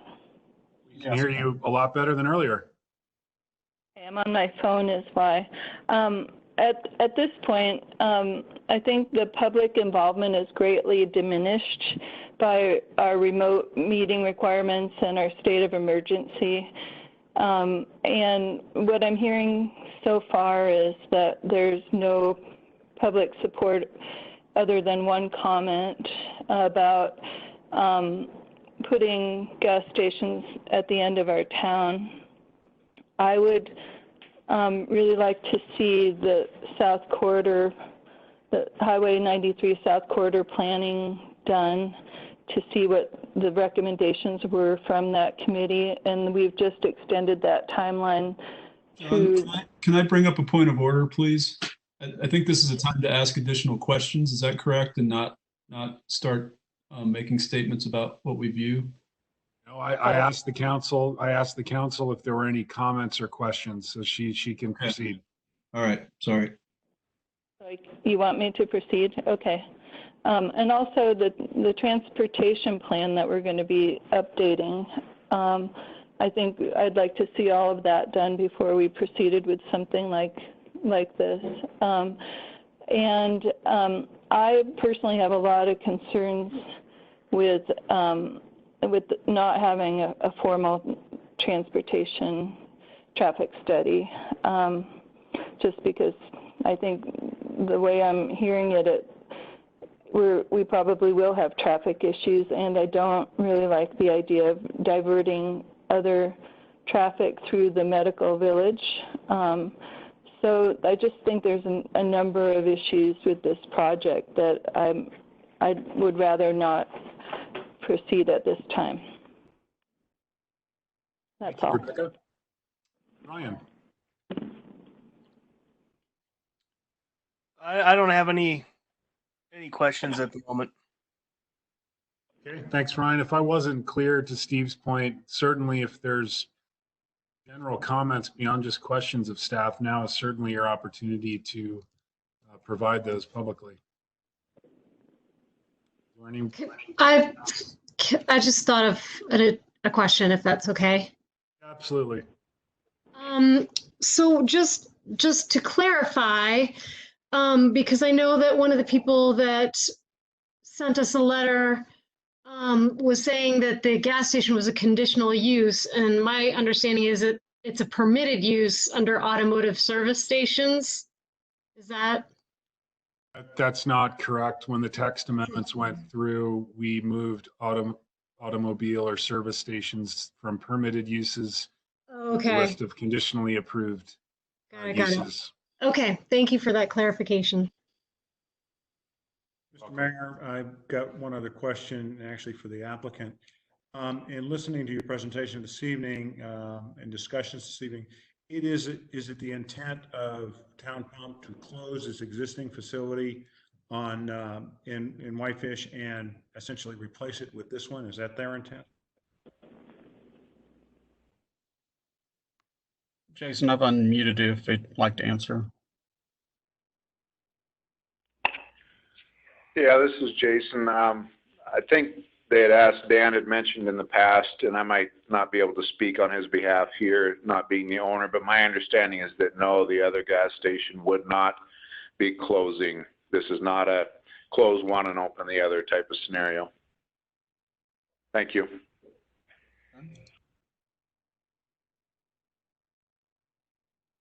And Frank, if you'd like, I can unmute Dan and let him speak to that also if you. I'm fine with that if he's got a comment on that matter. Dan, you are unmuted if you'd like to make a comment about that.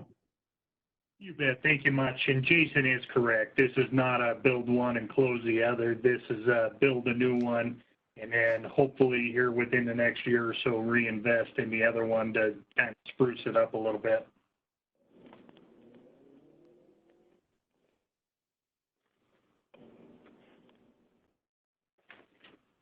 There's no further comments or questions.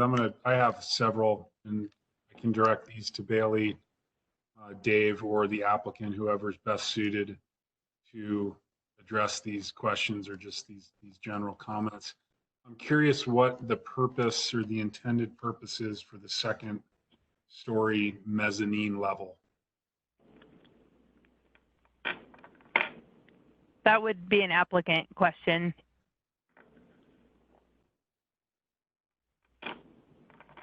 Dan is still unmuted. Okay. Yes, I can answer that. The second story mezzanine level will contain mechanical space as well as offices for the manager and district manager.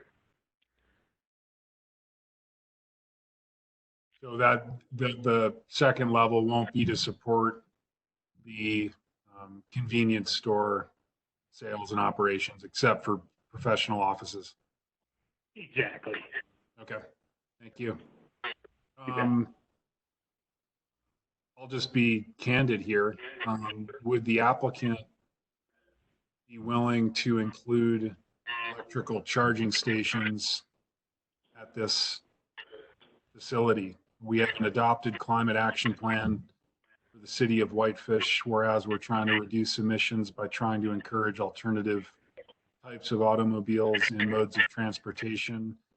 I would think that providing supercharged stations similar to what we did as a city here at our own parking facility, as well as facilities that North Valley Hospital provides just a mere block away, would be a good safe measure towards the city meeting some of its climate action plan goals.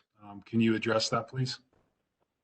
I can, and actually I'm glad you brought that up, Mr. Mayor, because we are actually prepping for electric charging stations at all of our new facilities, this one included. If you look at the site plan that Bailey has up right now, you'll see down on the east side of the lot there, there's a few parking spaces, and we are currently running conduits and things down there to prep for that. Our trepidation with installation right now is that we have not selected the best equipment that we can find. We're trying to find equipment that is basically going to cover all of the different makes and models out there. We have been approached and looked at some of the Tesla charging stations. We have a couple different ones scattered around the state that we've done betas on, but unfortunately they have limitations on what vehicles they can service. So we're continuing to research that, and as soon as we make a decision on what's going to best serve the greatest number of vehicles, we plan to move forward with installing those charging stations.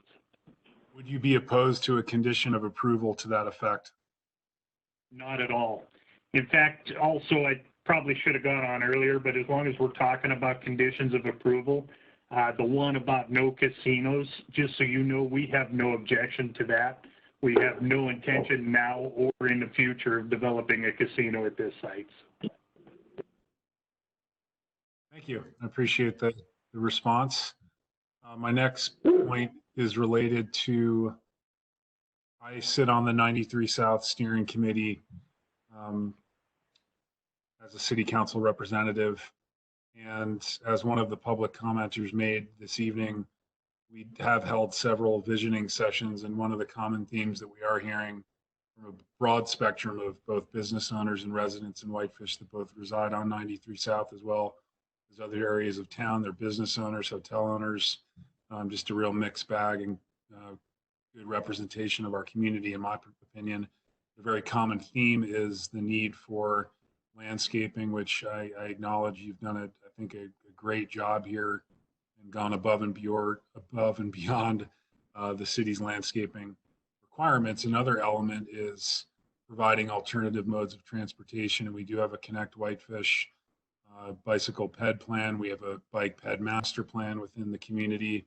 And of course, when we look down the road, we always look to see how we could potentially interconnect other municipalities' bike and pedestrian infrastructure to our own. It might not happen in the next 5 years, but it could happen in the next 10 with the city of Kalispell and Columbia Falls, as certainly with Highway 40 is reconstructed. Would the applicant be opposed or support a condition of approval that basically requires that shared bike or shared path meet our minimum requirements in terms of width and design standards for a shared path along Highway 93 and Highway 40 as well? No, we have no objection to that. We'll certainly widen those and get them to whatever width you guys need to achieve that goal. The only concern that I have along Highway 40 is, given the grades that they have, we may have a tough time trying to get anything in over there. Now, if MDT was to rebuild that and circumstances changed, certainly not opposed to putting it in at that point. I just don't know physically that we could accommodate that right now. But on Highway 93, you feel you could accommodate that? Absolutely, you bet. Okay.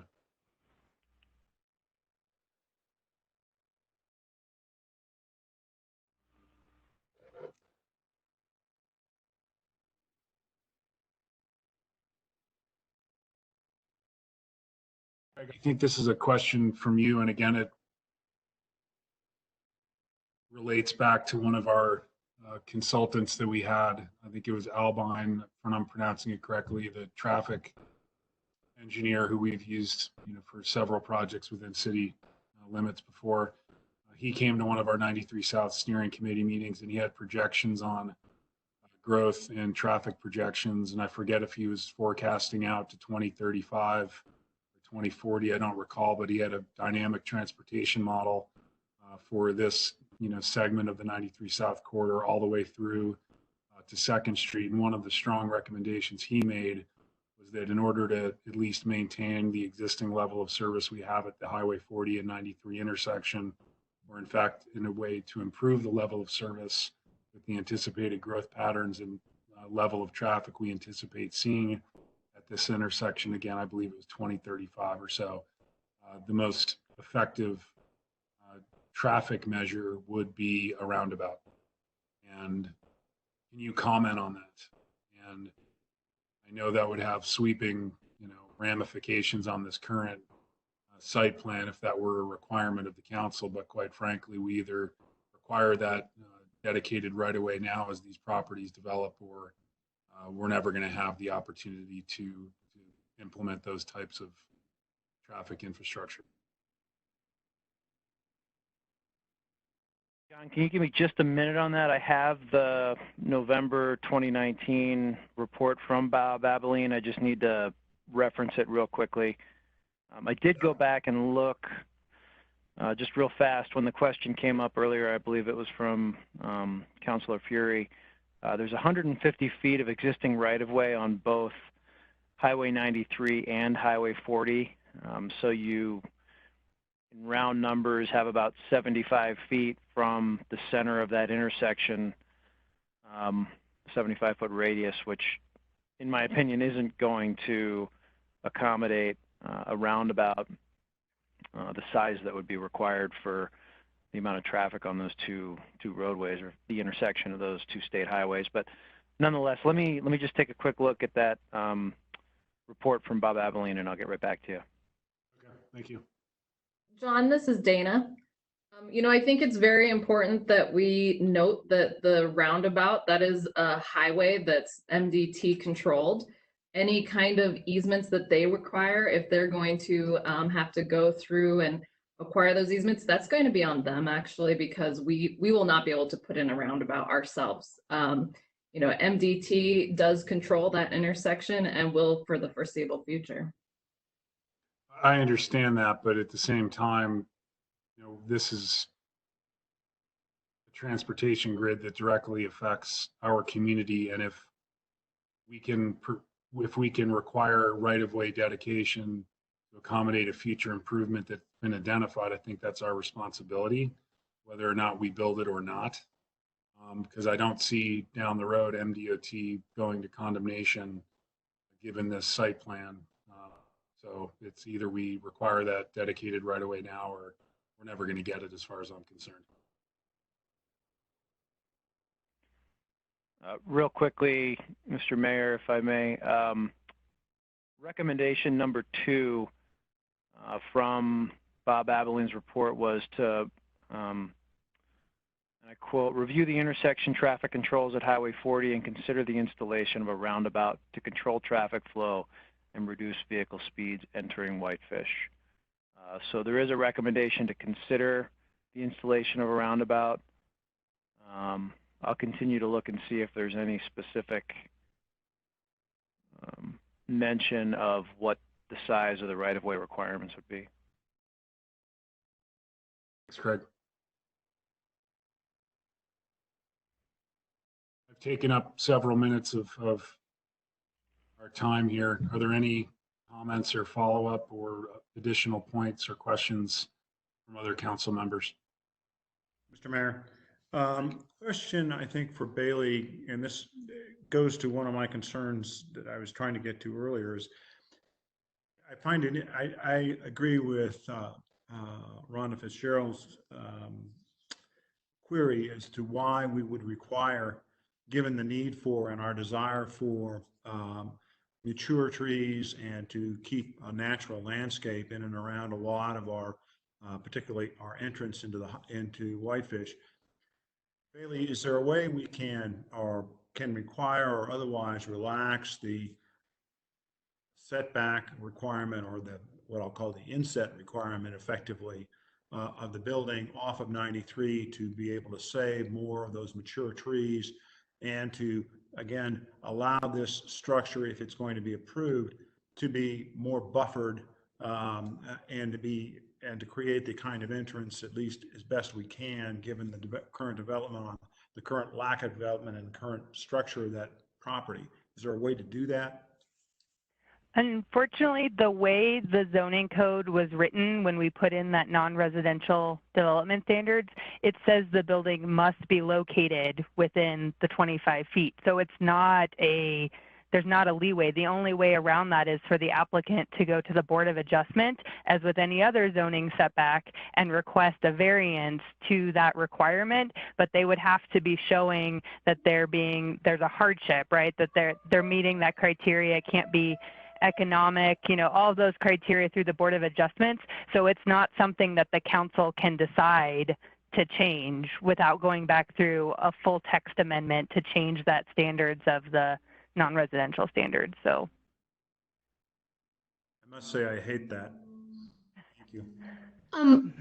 This is a hypothetical, Bailey, but could the hardship be if we required the protection of those existing trees? I don't know. That could be something Angie could ask. I mean, the hard part is the Board of Adjustment is a separate board that makes their own approval denial decisions. So, I mean, they would have to show that it's meeting all the criteria. So it's not just one of them. There's like 7. It's an all or nothing type. Steve's been on the Board of Adjustment for years. He could probably explain it as well. So that's something you're putting it into a different board's hands to make a decision based on findings of fact as well. Yeah, Bailey. Thank you. I'm sorry, go ahead. You go ahead, Angie. I'd also add, Bailey's completely right. You're putting it into another board's hands, and, the CUP, if it's not acted on by council within 90 days, is automatically approved. So I'm not sure that's, you want to put it in another board's hands at this point. Okay, thank you.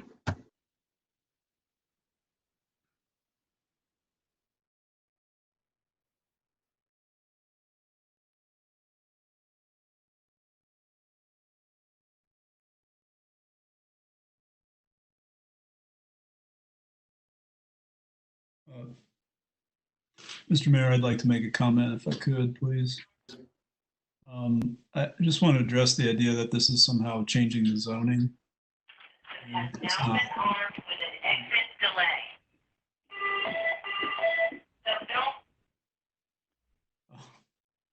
This is not a change in zoning. I think it's important that that the public understands that a conditional use permit is not a change in the underlying zoning. It's a conditional use. People cannot apply for a conditional use and if it's not listed as a condition under the current zoning. And I think what we have to look at here, there's a lot of discussion about what the community would like to see here. I get that. And at the same time, the city does not own this property. And for us to deny something because it's not what we want to see there, I think is, in my opinion, is a little bit misguided.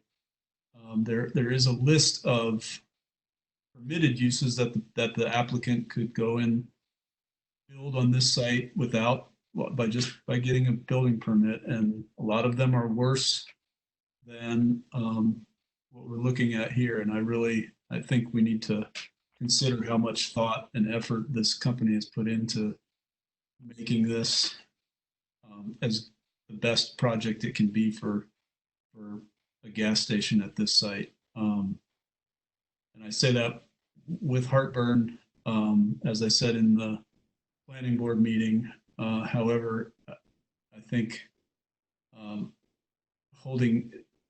by thinking that by disapproving this and holding out for something better, I just think is in my opinion is misguided.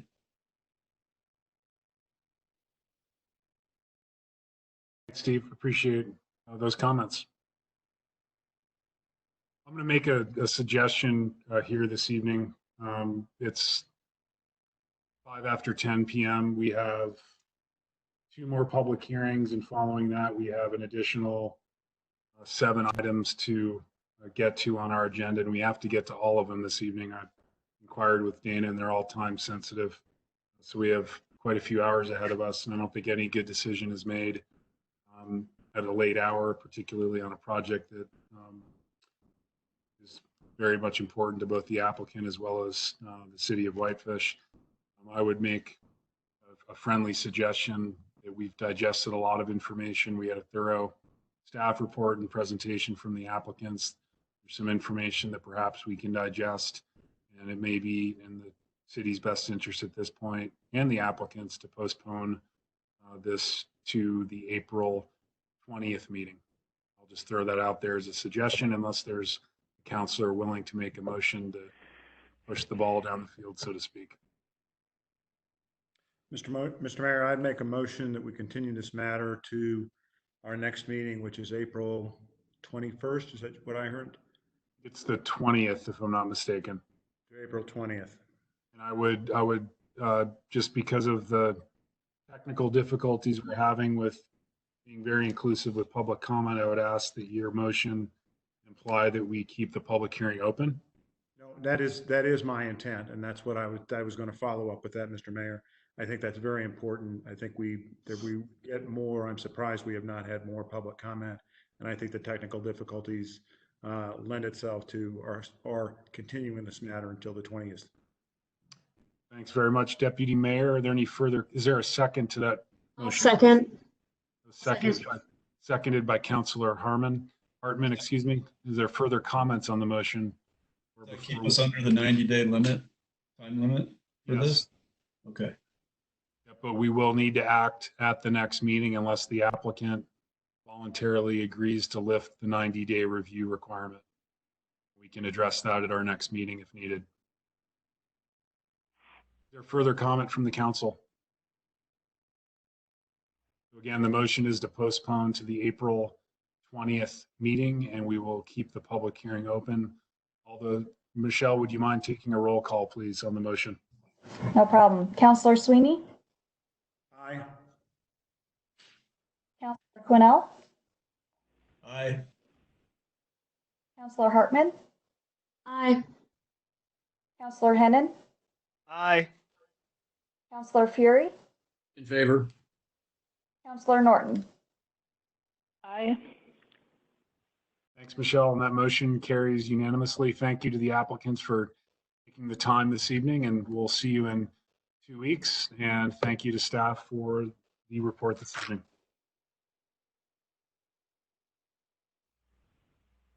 Is everyone good moving on, or do you want to take a very brief break? You're probably all at home and can sneak out for a break. I'm fine if you want to just keep pushing along. I'm okay. All right, let's keep moving.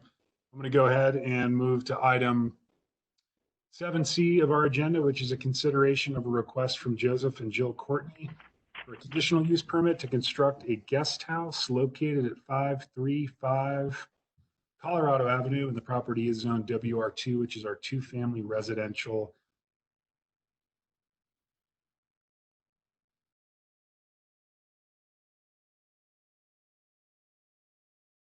Sorry, John, you're muted. Are you good? I apologize. I'll go through that again. We'll go ahead and move on to item 7C, which is a consideration of a request from Joseph and Jill Courtney for a conditional use permit to construct a guest house located at 535 Colorado Avenue, and the property is zoned WR2. Bailey.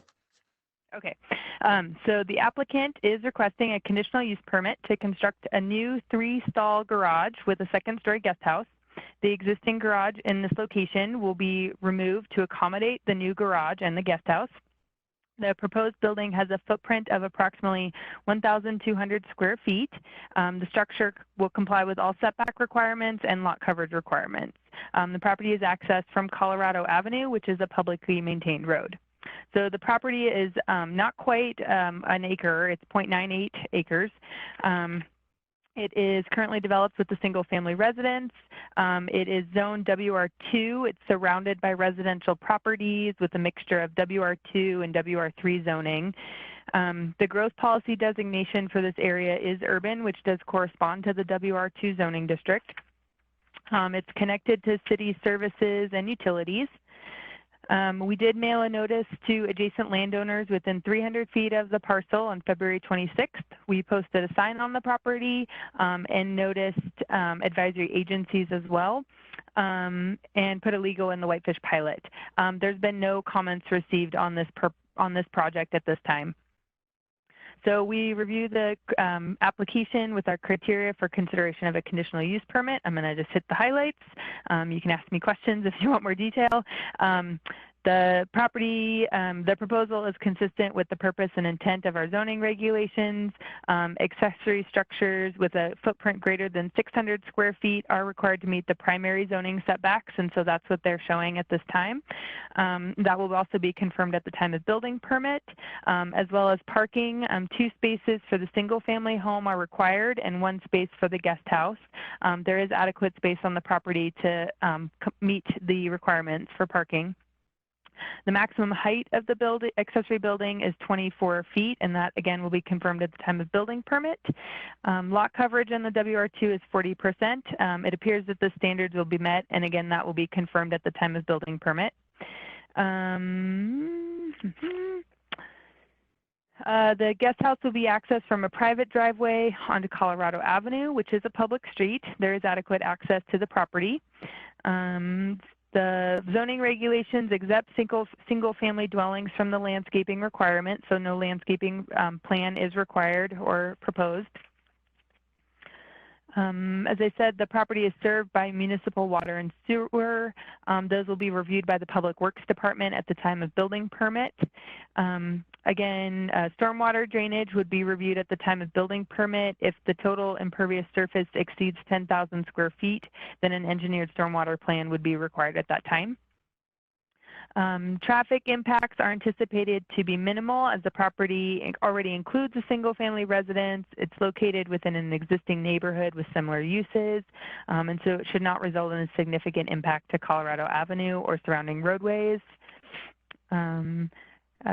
There is no total limit for floor area for a guest house, so that's compared to an accessory apartment that has 600 square feet. So there's no max requirement. It just must be accessory to the single family dwelling. So that just generally means in size and scale, it's just smaller than the main house. So that definitely reduces the overall mass and scale of the building. The proposed use is not expected to impact or change the character of the existing neighborhood. It's consistent with the existing zoning and structures already constructed within the neighborhood, and the density is not out of character with this area. So staff is recommending approval of the application subject to 6 conditions. The planning board met on March 19th and considered the request. The applicant attended the hearing via a conference call. No other members of the public spoke at that hearing, and those draft minutes were attached as part of your packet. And following the hearing, the planning board unanimously recommended approval of the request. And I'm happy to answer any questions. I know Mr. Courtney was on the line earlier. I'm not sure if he still is, but I know he was here if you guys had questions as well. Thanks, Bailey. Any questions for Bailey from council? I'll start with Andy. Any questions? None. Thanks, Andy. Frank? No questions. Thank you. Questions? Steve? Nothing. Thank you. Rebecca? Nope, thank you.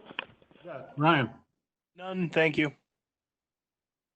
We did advertise for a public hearing on item 7C of our agenda. Chris, I'll turn it over to you if Joe Courtney is still available and wants to say a few words as the applicant. You can go ahead and check.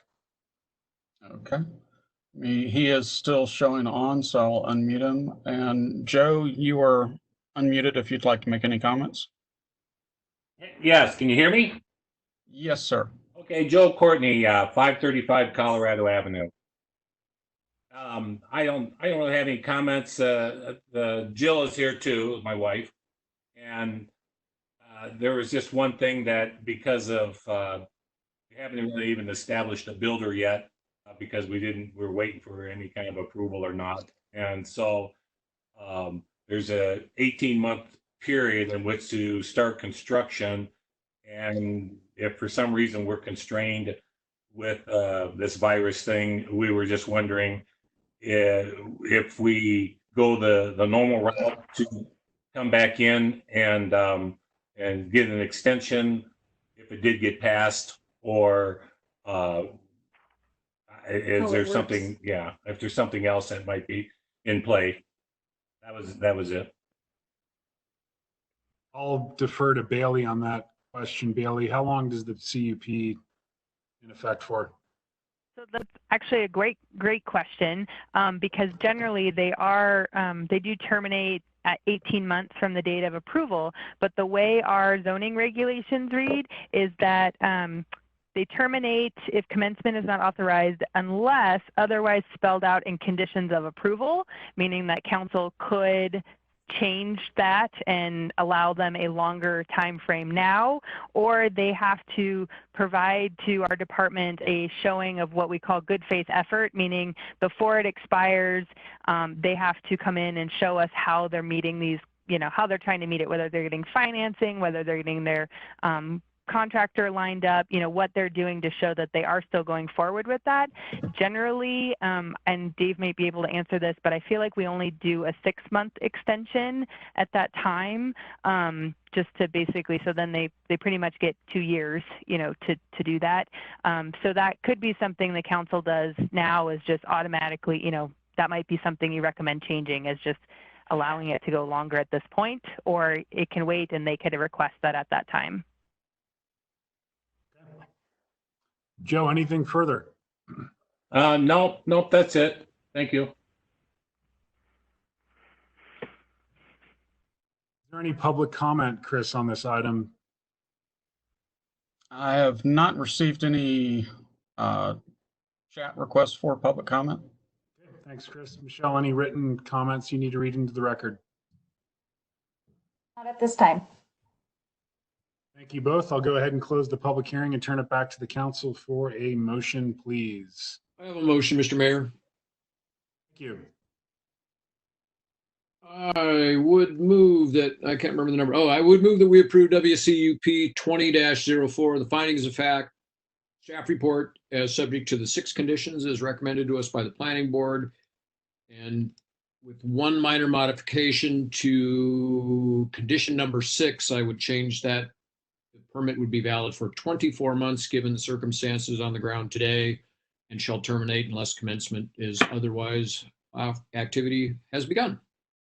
Thank you, Andy. Is there a second to the motion? I'll second it. Seconded by Councilor Quinnell. Further discussion? All those in favor, excuse me, Michelle, please make roll call. Councilor Sweeney? Aye. Councilor Quinnell? Aye. Councilor Hartman? Aye. Councilor Hennon? Aye. Councilor Fury? Aye. Councilor Norton? Aye. Thanks, Michelle. That motion carries unanimously. Thank you, Bailey, and thanks, Joe and Courtney, or excuse me, Joe and Jill. And we'll move on to item number 7D, which is ordinance, I believe, will be 20-5, an emergency ordinance of the city of Whitefish, Montana, implementing the directive implementing executive orders 20-2020 and 3-2020, providing measures for the operation of local government, which was issued by Governor Steve Bullock on March 24th, 2020, amending ordinance number 20-04 and waiving a second hearing. Angie. Evening, Mayor and council members. I will spare you the long recitation of COVID-19. I think we're all dealing with it. So one of the things that we did really early on, I think, and it was right after Governor Bullock closed down the schools, was we adopted Ordinance 20-04. And at that point, we had very little guidance about how we could hold meetings and what we could do as a city. Since then, I think we've got some really, really good guidance from both the governor and from the attorney general. And one of our primary concerns with canceling planning board and city council meetings was that there are certain deadlines that run by our ordinances and by state law. Specifically, conditional use permits are deemed granted if they're not acted on within 90 days, and there's penalties that will be assessed against the city if we don't act on subdivision applications within a certain amount of time. So back at the meeting, it seems like months ago, but I think it was only a couple of weeks ago, council had actually directed me to write an ordinance that would basically hold in abeyance the 90-day CUP deadline and place a moratorium on accepting new subdivision applications. Like I said, we've got some really good guidance from the governor and from the AG since that time. On March 24th, Governor Bullock issued a directive implementing Executive Orders 20-2020 and 3-2020 and providing for the measures of for the operation of local government. And basically what the directive does, it allows us to waive several statutory requirements that dictate how we work. One is office hours, vacation and sick leave policies, and employment policies. And I think as a city, we've been very good at responding to our employees' needs at this time.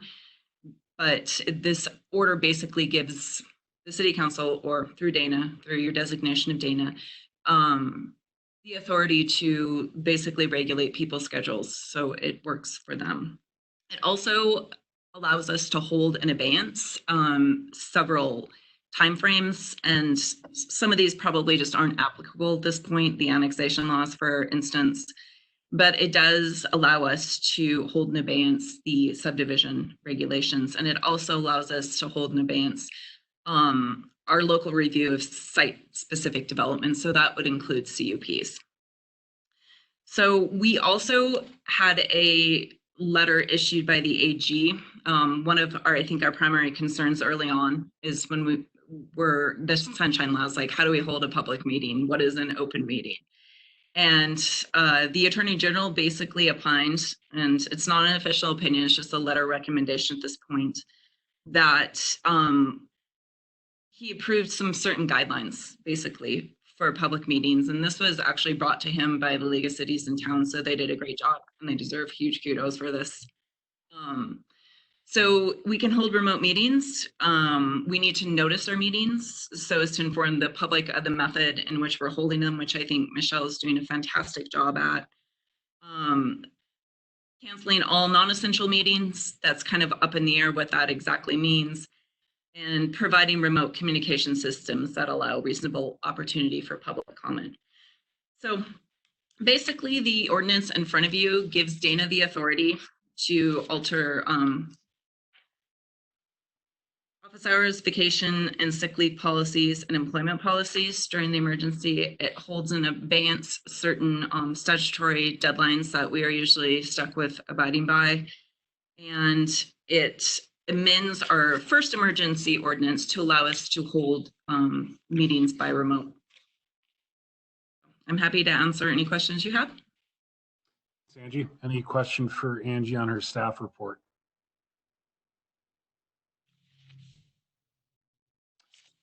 Not seeing any. We did advertise for a public hearing. This will actually be ordinance number 20-6, since our emergency ordinance from Sunday is 20-5. Is there any public comment on this topic? And I will turn it over to Chris to manage that. Okay.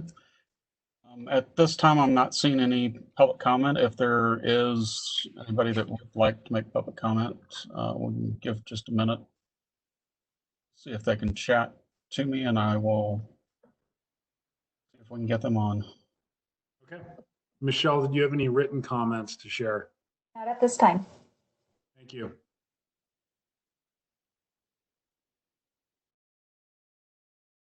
Chris, just another minute here, and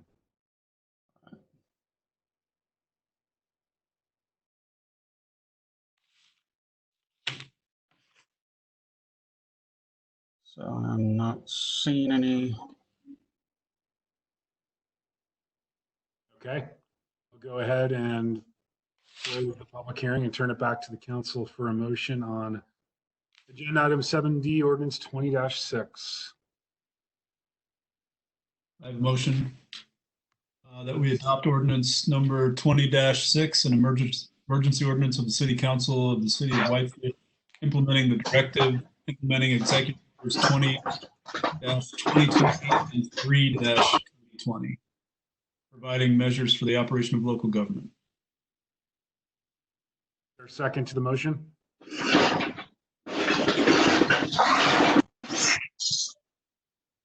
Seconded by Councilor Sweeney.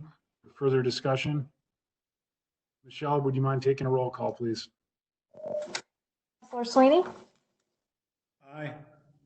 Councilor Quinnell? Aye. Councilor Hartman? Aye. Councilor Hennon? Aye. Councilor Fury? Aye. Councilor Norton? Aye. Thank you. Thanks, Michelle, and that's unanimous. And we'll move on to item 8, which is communications from Bailey again.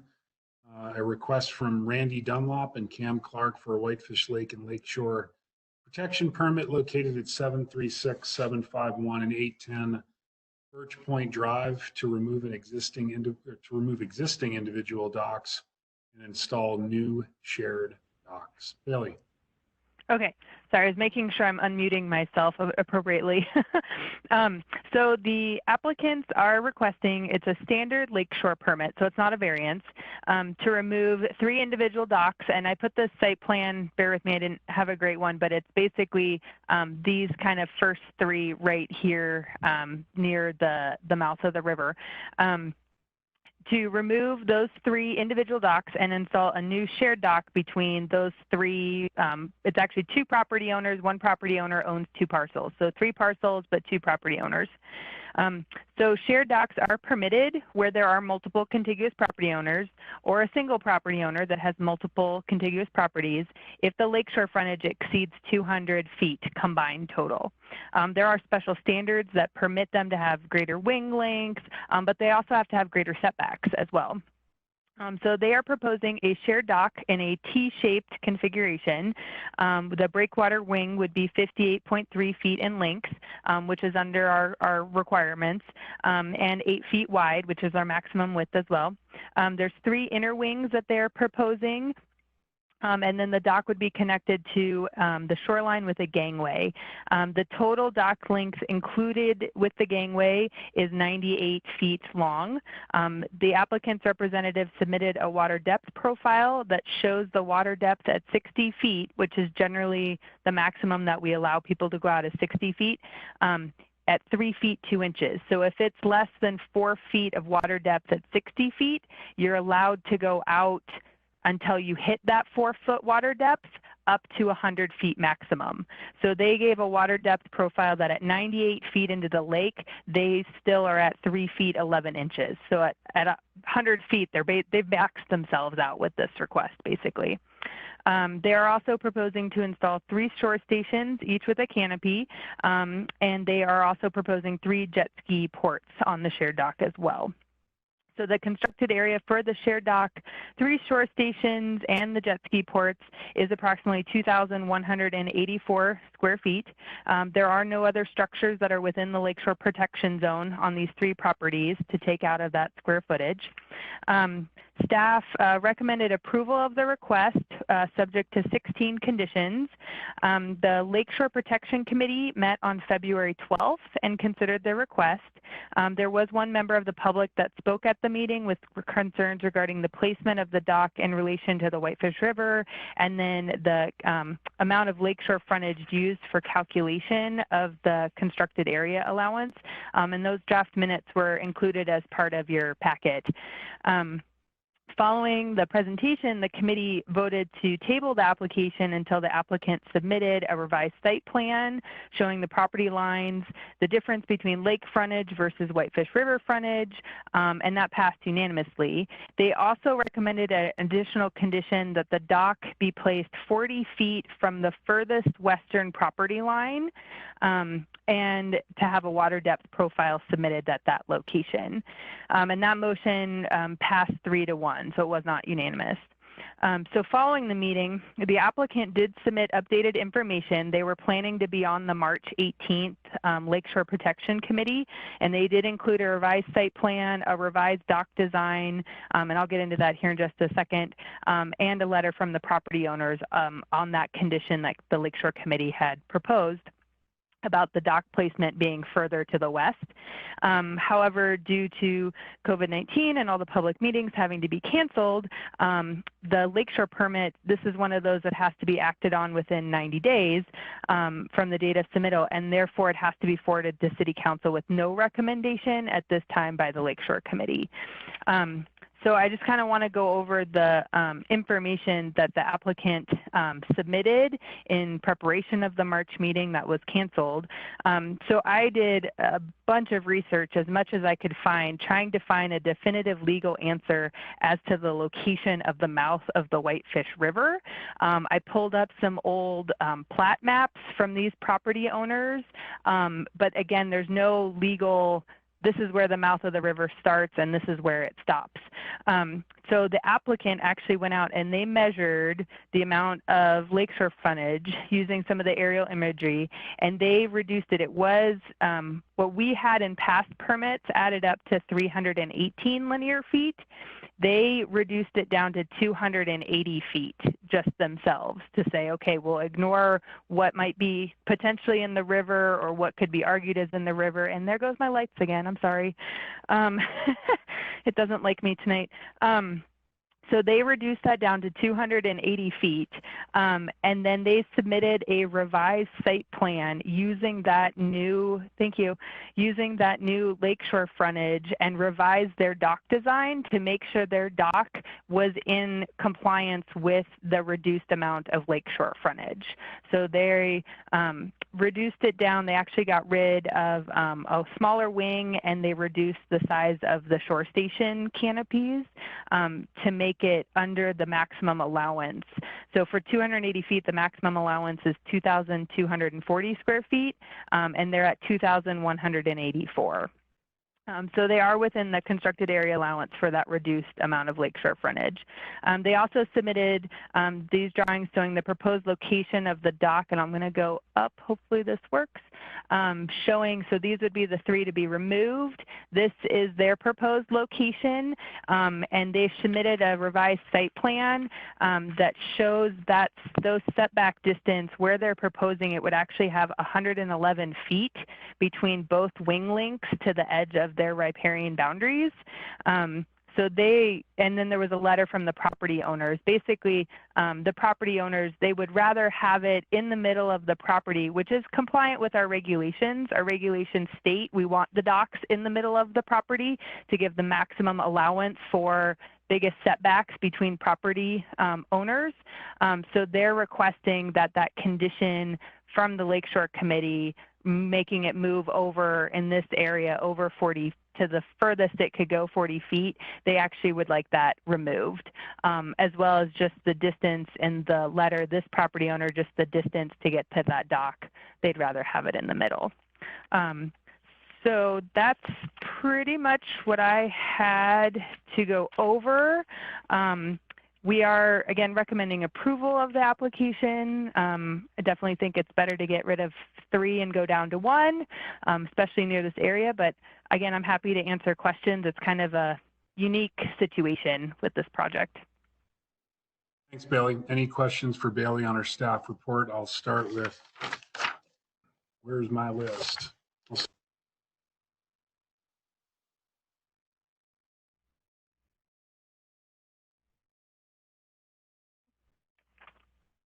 John, you had muted yourself accidentally. I'm sorry.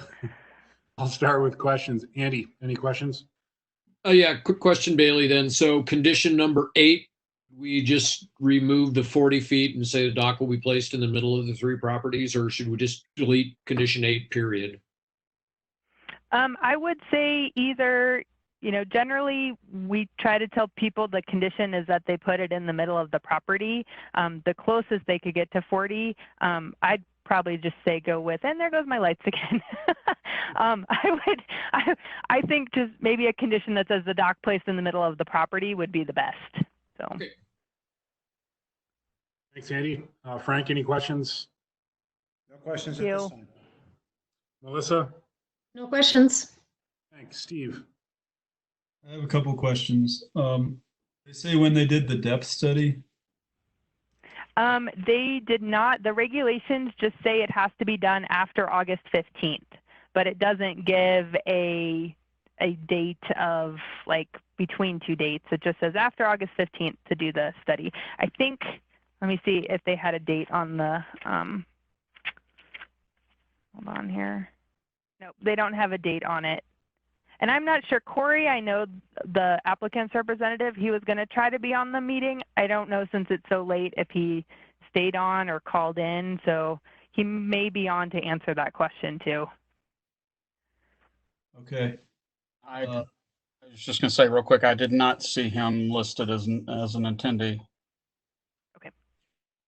My next question, is there anything that precludes them from building another dock if this passes, since they have two different properties here?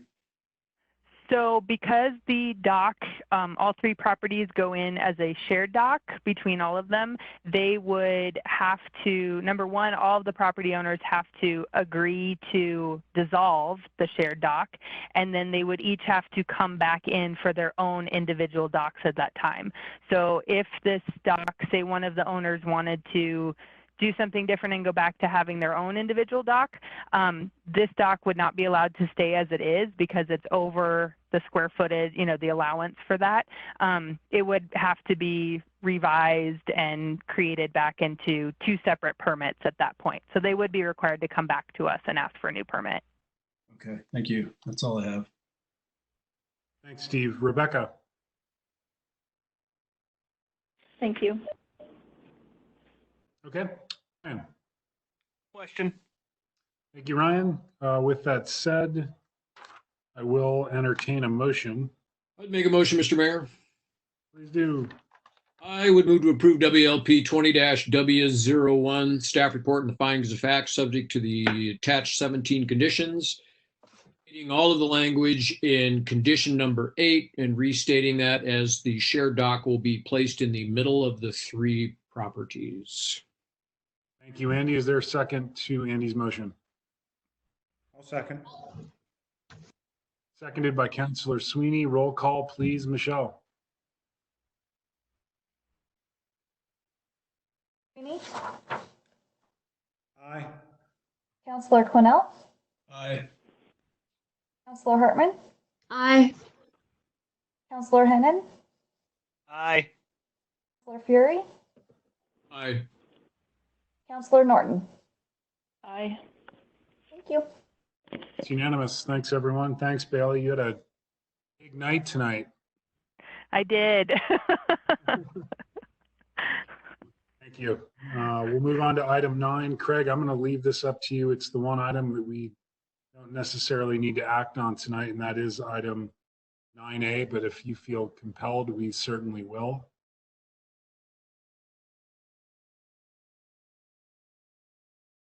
You there, Craig? Oh, sorry about that. You guys okay if I can do it in 2 minutes or less? Yep. All right. So I'm just gonna share my screen. Hopefully this works. I think we've had plenty of conversations about the city's 2009 Whitefish Transportation Plan and the need to update it. Council is familiar with the process that we've gone through thus far through our consultant selection policy. We did advertise for RFPs. That was done earlier this year. They were due on January 10th of 2020. We did receive 2 proposals. Those were from Robert Pesha and Associates and KLJ.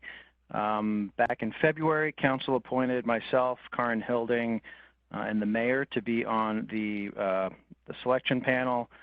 We had quite a bit of busy schedules at that point, and so Mayor Mulfeld asked Frank Sweeney to sit on that panel. We did conduct the interviews. The budget for fiscal year 20 is $50,000. We're currently engaged in several other planning processes that involve transportation planning, and so our thought is that the fiscal year 20 budget will be helped to kind of evaluate the level of effort necessary to complete the plan, and then we'll have some additional funding in FY21, and the goal will be to complete the plan in the first quarter of calendar year 21, so probably January or February of next year. So anyway, the interviews were held back in February on the 27th. Both firms clearly did demonstrate their ability to do the work, but it was the unanimous recommendation of the committee that we move forward with KLJ. KLJ has not worked for the city on any past projects, but we were extremely impressed with the research they completed to familiarize themselves with Whitefish. They bring a diverse team with a deep background in transportation, and we really feel they'll have a fresh perspective on the city's transportation needs. KLJ is currently working with the city of Kalispell on updating their transportation plan, and staff members from Kalispell provided high regards and very positive remarks for the staff at KLJ.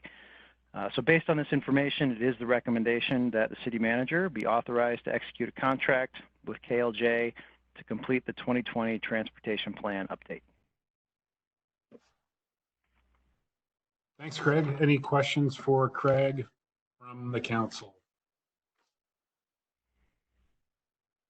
I'll need a motion awarding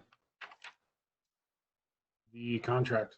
Mr. Mayor, I would move to authorize the city manager to contract for the 2020 transportation plan as articulated by Mr. Workman. Thank you, Ryan. Is there a second to the motion? I'll second. Seconded by Councilor Hartman. Roll call, please, Michelle. Counselor Sweeney? Aye. Counselor Quinnell? Aye. Counselor Hartman? Aye. Counselor Hennon? Aye. Counselor Fury?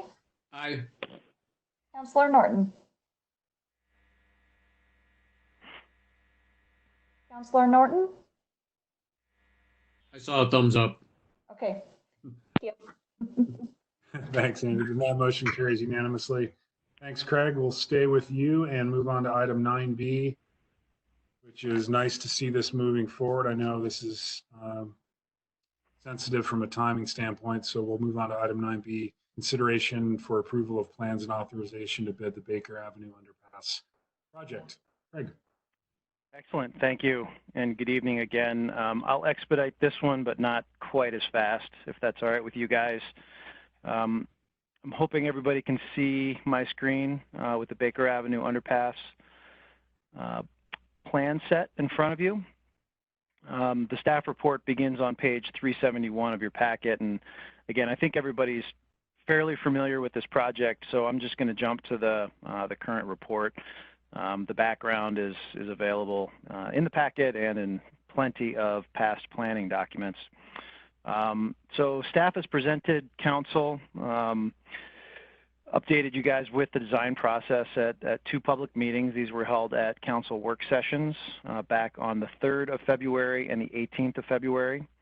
We did receive significant public input at these meetings, and I believe we received quite a bit of good direction from council. And based on this guidance, we've been able to work with WGM Group to move into the final design of the project.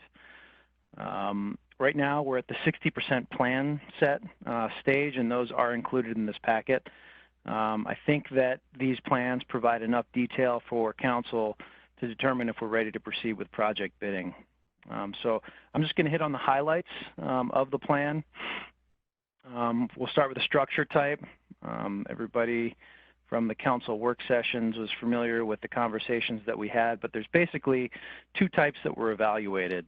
We looked at corrugated metal and concrete, and it pretty quickly came to the conclusion that concrete would be the direction to go. The steel, while it may save some money, was definitely going to have a utilitarian feel and did not meet the intent of the project. The concrete will offer a clean, durable, vandal-resistant underpass, and definitely adds for future design elements to be incorporated into the project. The next was the structure size. We looked at both a 20 and a 24-foot structure. Just try and pull this up for you guys here. Staff did evaluate the larger 24-foot span, but it was determined that a 20-foot underpass would sufficiently accomplish the goals of the project. Structures of this size are still airy and bright and allow for visibility throughout the underpass. This underpass will be just about 100 feet long, and a 20-foot wide structure will still provide all of those. Oh, there go my lights. This building goes into hibernation mode at 10 o'clock.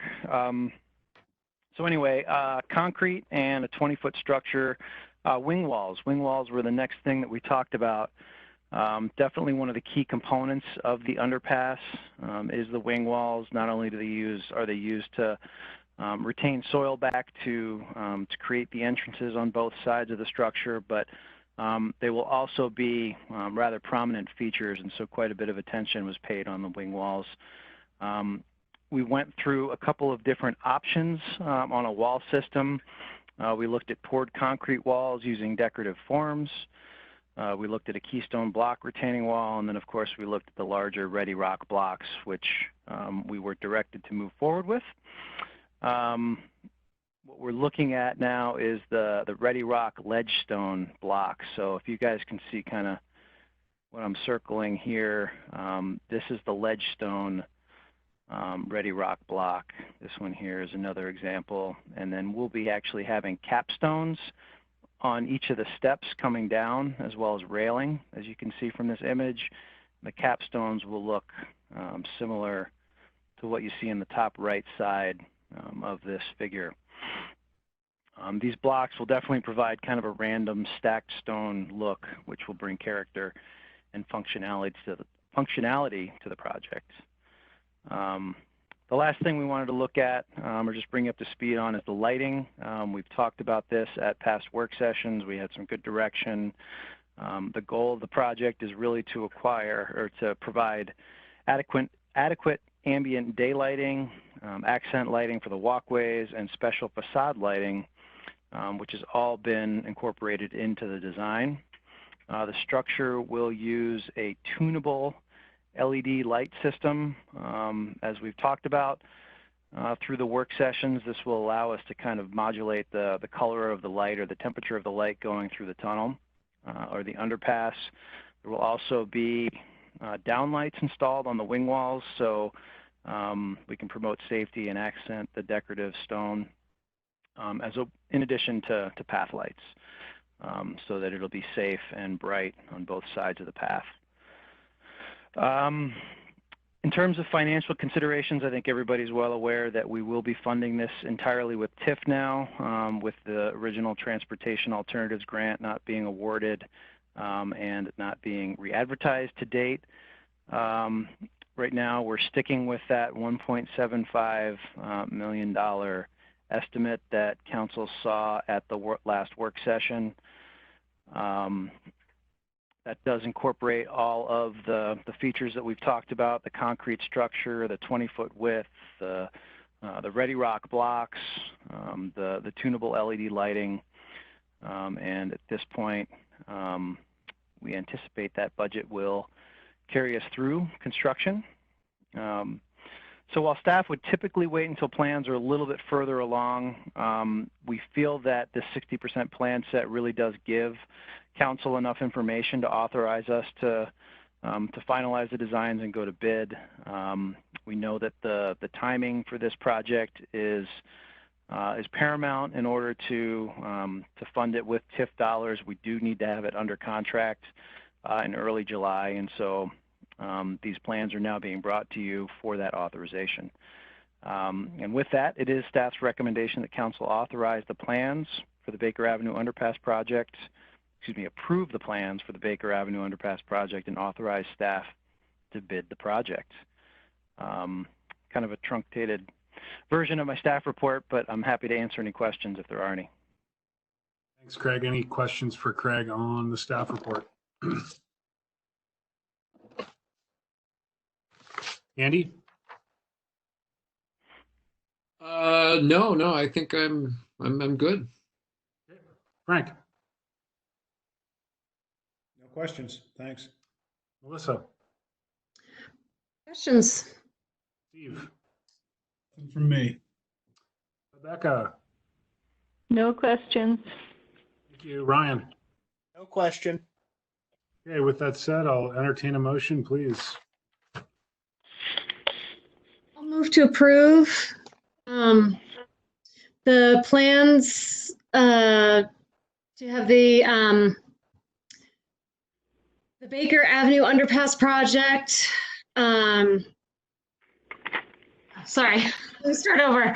I move to approve the plans for the Baker Avenue Underpass project and authorize staff to bid the project. Is there a second to the motion? I'll second.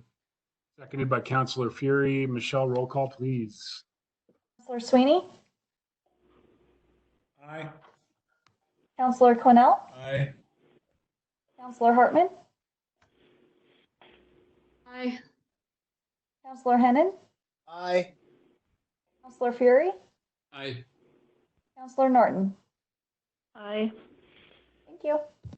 Thanks, Michelle. That's unanimous, obviously. Which brings us on to, thanks, Craig. Thank Good you. job getting this shovel ready, so to speak, in a short time frame. So appreciate it. All the efforts from your staff, as well as the consultants. We'll move on to item 10. You have Dana's report enclosed with the packet. Any questions for Dana on what I consider probably one of the more thorough city manager's reports I've read in my tenure up here? So I appreciate that, Dana. Any questions for Dana?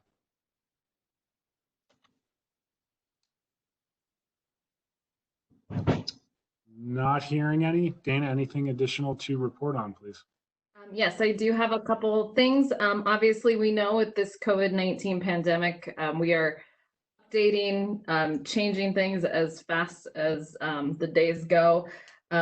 We have, in my report, if you've read, we have reduced some of our shift schedules. So what we're doing with some of our staff, we're having half the crews come in on 1 week and then swap with the next week. That's being done across the country in some areas.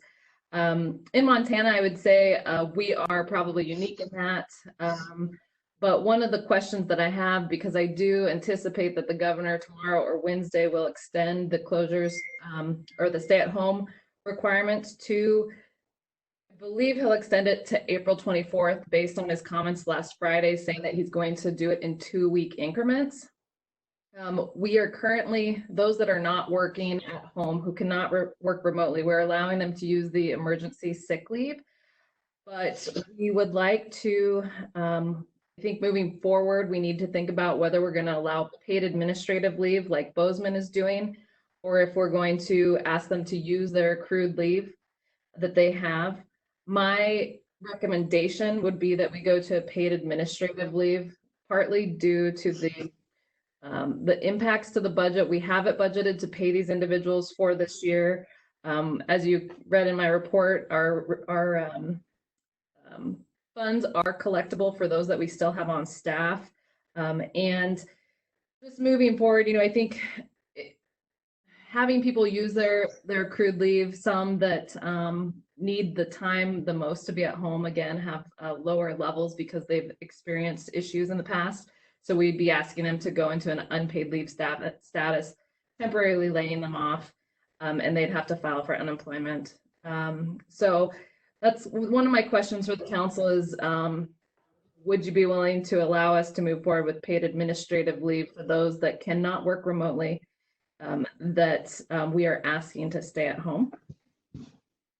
And then I would like to, on another note, welcome Ben Dahlman. He is our new finance director. He is here as an attendee, so you don't see him on video.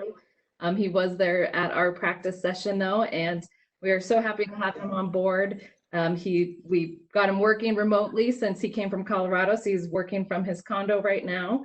And you'll get to see him hopefully at the next meeting.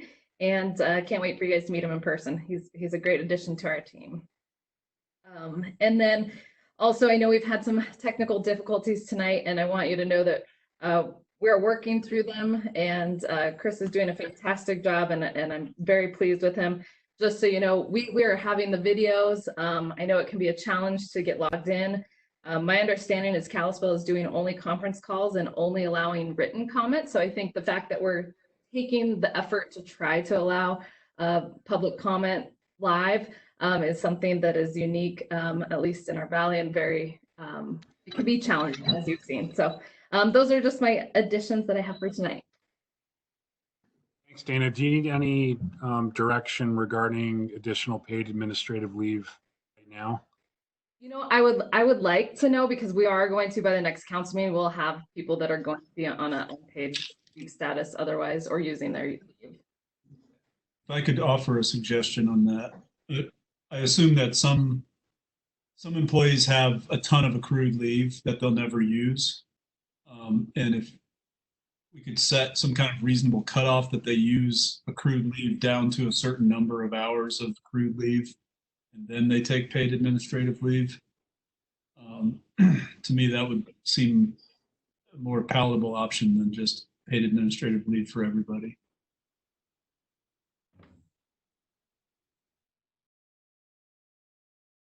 So I would probably, well, for that recommendation, Stephen, I have thought about that a bit.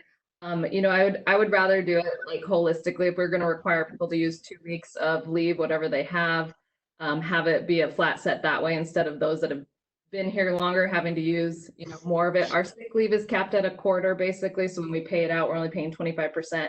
Vacation is already capped, and then personal time is not. But for the general employee, other than our fire and police, they're only earning 8 hours a year for that. Right, and those people would probably be exempt, would be my guess. They wouldn't qualify. I just, it gives me a little bit of heartburn to say accrued time paid leave, you don't have to use some of it at this time. I mean, I get both sides of it. I understand it. I just think that if there's somebody that has, you know, 10 weeks of accrued leave, then they could use a week of that before they take paid administrative leave, because basically they're getting paid for not working. And that's, as harsh as that sounds, I think we need to look at that option. And maybe nobody would qualify for that. I don't know. Is there a way we could see the numbers of hours that people have of accrued leave before we make that decision? You know, I can bring it back at the next council meeting. I'm not going to give you individuals accrued leave, but I could at least give you an example of like who might be impacted the most. You know, and this is just for our non-essential employees. All essential employees have to be at work and report to work. And again, if you're working remote, you have to work. So who this is impacting most are going to be our public works guys in the field and our parks department. For those working out of the shops. So because we aren't wanting them in larger groups, we've asked them to stay home. If we do have them use their leave, we're probably going to get into negotiations with the union, which is fine. We'll have to work through that, but we can. Maybe it's a non-issue. Maybe we could just see the hours. I don't know. Maybe it's a non-issue. I don't know. Maybe nobody has enough accrued leave to make it make sense. Yeah, the ones with the larger amount of leave tend to be our fire department. Due to just the hours that they work, they accrue more at a time, and they're all essential. So we have not asked any of them to stay at home, but I will take a look and I can get back to the council at the next meeting. I think we process payroll that week, so we'll have to know, you know, if we have certain ones impacted, but I think we can still make it work on our end. And if no one else agrees with me, then it's a non-issue anyway. So I agree with you, Steve, and you know, I like your suggestion about bringing this back to us at the next meeting. We're already dealing with significant revenue shortfalls related to this, and I think we need to better understand what the budget impact is going to be if we just extend blanket administrative leave. And I think that employees need to have some skin in the game, as I know they agree with as well. So I think seeing this at our next meeting would be helpful from my perspective.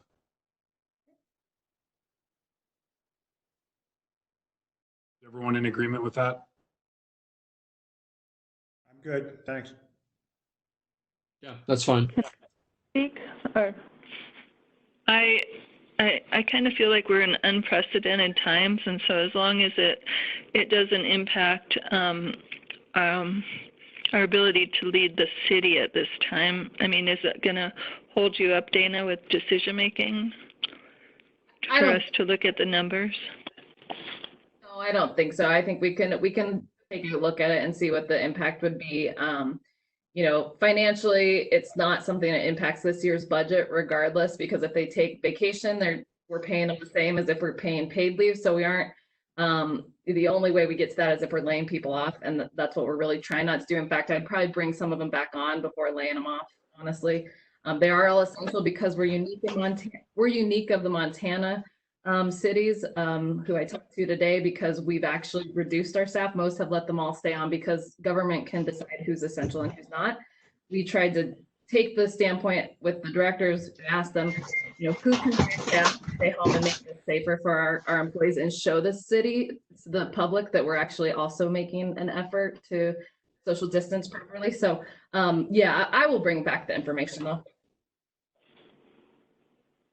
Thanks, Dana. I need a motion to extend the meeting past 11 p.m. Mayor, I'll make a motion to extend the meeting past 11 p.m. Is there a second? I'll second. Seconded by Councillor Hartman. Roll call, please, Michelle. Councillor Sweeney? Aye. Aye. Councillor Hartman? Aye. Councillor Hennon? Aye. Councillor Fury? Aye. Councillor Norton? Aye. Thank you. Thanks, Michelle. That's unanimous. As you're aware, we'll move on to item 10C. Dana, thank you for your report tonight. We'll move on to item 10C, which will be resolution 20-12, a resolution of the City Council of the City of Whitefish relating to $19,925,000 in sewer system revenue bonds, consisting of $350,000 subordinate lien taxable Series 2020A bond, $10 million Series 2020B bond, and $9,575,000 Series C bond, authorizing the issuance and fixing the terms and conditions thereof. Dana. All right, thank you. That's a mouthful. But what this is in very simple terms is we have the wastewater treatment plant project that is going on right now. This is finalizing the financing for that project. This project will have 5 different funding sources. We have cash on hand. We have 3 grants that we've received. One from TSEP, the Treasure State Endowment Program, for $625,000.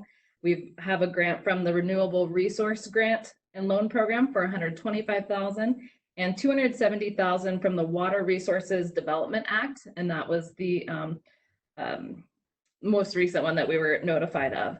So what we have is 3 different bonds that we will be issuing. The first one, $350,000, is forgiven. The second one, the 2020B bond, is up to $10 million. We will issue that. We will close on both the 2020B bond and the 2020A bond May 6th. Did I say that right? Hang on. We will be working on the 2020 C bond, or 2021 C bond. We anticipate we'll close on that in January. So we will have an interest rate of 2.5% that's payable over 20 years. And the first payment, there is a correction that Ben noted for me, which is great. Under the financial requirement, the first payment will be July 1st, 2020. And that is included, is actually included in the we'll have to include it in the FY21 budget. But if we do make payment prior to it, like we typically do, we will have adequate funds in the FY 2020 budget. One of the important parts of these bonds through the SRF program is that we have revenue requirements that we must meet. So annual operating revenues minus our annual operating costs must meet 110% of the coverage requirements. So far, we have been meeting those requirements, and we anticipate we will continue to meet them. The bond, the city's bond council has reviewed the resolutions and bond documents, as well as I have also. And so we do anticipate our initial draw, as I said, on May 6th, and I Staff respectfully recommends that the City Council approve Resolution 20-12. Thank you, Dana. Any questions for Dana on her staff report? I'll start with Andy. None. Frank. No questions. No questions. Steve. No questions. Rebecca. No, thank you. And Ryan. Questions. Thank you all. And we'll just need a motion, please.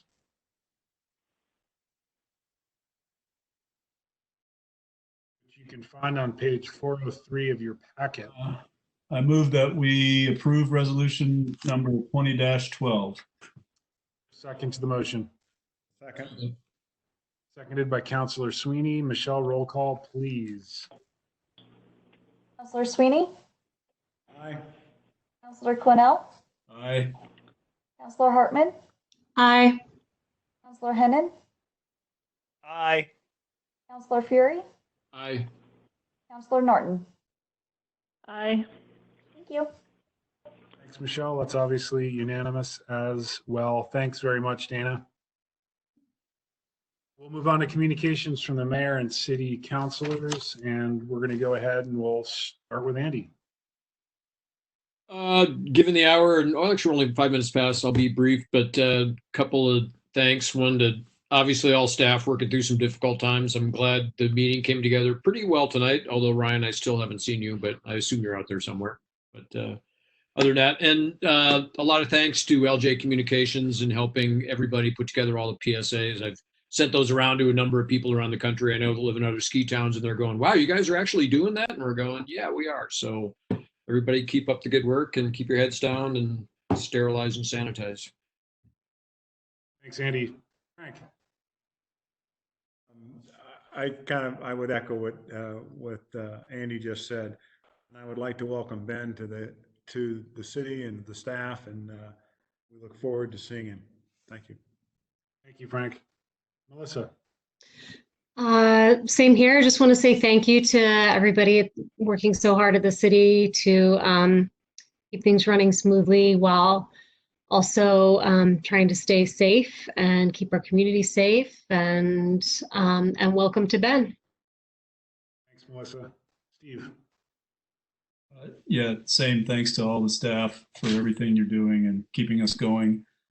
I also just want to say I hope everyone's taking some time every day to get a good laugh in and just take a break from your worries every day, because it's really unprecedented difficult times. So. Thank you, Steve. Rebecca. I'm just wanted to say I'm really proud of our town. I go for a lot of long walks, very slow walks with my dog, and it looks like we're doing a great job with the sheltering in place and distancing, and now we're doing this. And so I just wanted to review, Dana brought up a good point about mask wearing, is don't touch your face too much, and also when you're removing a mask, you should actually remove it from the back, not by grabbing it here. So that's the next stage. It's been amazing to watch us have to deal with so much in such a short period of time and still do the business of running a city. So thank you all for making it happen, even though it's been very difficult. I think we're doing really well as a city, though. Thank you. Thanks, Rebecca. Ryan. No additional comments from me. Thank you, everyone. Thanks. I'll be very brief. I spoke with friends from Colorado, New Mexico, Bozeman, Missoula, Ennis, and in response to our emergency ordinance that we passed yesterday, and I just wanted to commend the council and everyone for supporting that ordinance. They are looking to us as the model. I'm proud to be in that position here at the city and leading by example, and hopefully others will follow as this pandemic worsens, and I hope it doesn't, but inevitably it probably will. I want to thank Chris Hunt in particular. This has been a big lift for him and the entire city staff, but Chris in particular. I know how stressful it was trying to get this all orchestrated with just a couple minutes to go before 7:10 p.m. tonight. I think you did an exceptional job, and I just wanted to give you a big shout out. The only real topic of business I had is for Dave Taylor. Dave, we emailed about the essential work the Architectural Review Committee performs in terms of keeping applications moving forward. So hopefully when this does lift, we can get people back to work as quickly as possible, doing those remotely. Have you discussed that with Dana? Yeah, I mean, we talked about it briefly, but we're probably looking for your direction on whether you consider that an essential committee. It is a requirement before someone can get a building permit for a commercial and for multifamily and duplexes that they have to have architectural review. And we can set that up remotely. And now that we have the technology and we're getting it working, we can certainly contact them and make sure that we can do that if you guys deem that a non-essential committee, or you give Dana the permission to deem that or an essential committee. I mean, I certainly do. I do have personal concern with some of the construction that's going on within our community. It's certainly not going to be something we address locally. It's going to have to come from the governor's office. But when you have a construction site with 20 or 30 people rotating in, the subcontractors, the general contractors, it concerns me. I have people that work in the construction trade that it's concerning to them as well, but they need a paycheck and they continue to go to work. With that said, who knows what the governor is going to do with residential and commercial constructions in terms of a directive, but I think it is an essential service that we need to provide, and the ability for us to keep the ARC meeting remotely so that when we can open our doors and go back to work, we can immediately. I don't know what the other council members think, but I would consider it essential and like to provide Dana the authority to host those meetings remotely. Showing of hands, if you agree. If you don't agree, that's fine as well.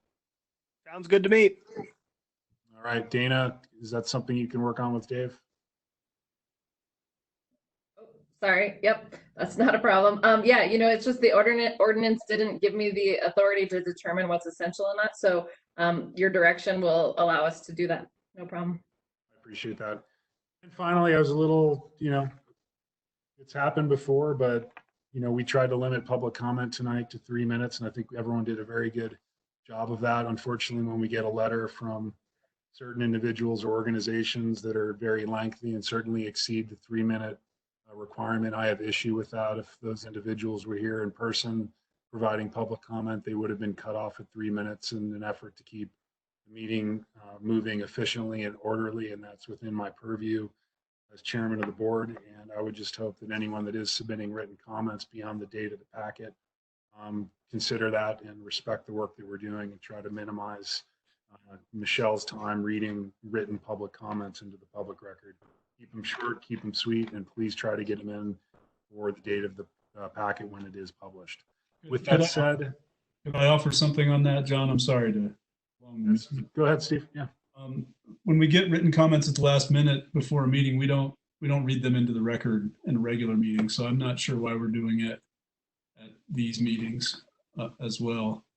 I think the reason being, and Michelle, correct me if I'm wrong, is Michelle will usually print emails and correspondence that we receive after the packet's finalized and typically leave those on the dais for us to review before the meeting. So I imagine Michelle was reading those into the record tonight because she didn't have copies printed, and I'm fine with that. I'd rather have them read into the record than printing a bunch of paper. Yeah. Can I just chime in on that for a second? I realize it's uncomfortable and it's not necessarily a good system. But I think at this point, we're just trying to be as transparent as we can. I mean, I certainly echo your views of please don't write, 3-page letters and expect them to be read into the record when they come in right before the meeting. But I think at this point, just given this new format and given what we're dealing with, we're just trying to be as transparent as possible. And we'll continue to do so. I just ask that people try to get their information in before the packet's published. And if they can't, it's understandable, but try to be as concise as possible. That's all I'm asking, but I agree with you, Angie, and good point, Steve, as well. Anything further from staff? Council. Thanks, everyone. It was a good time. We're adjourned. Hey, it worked.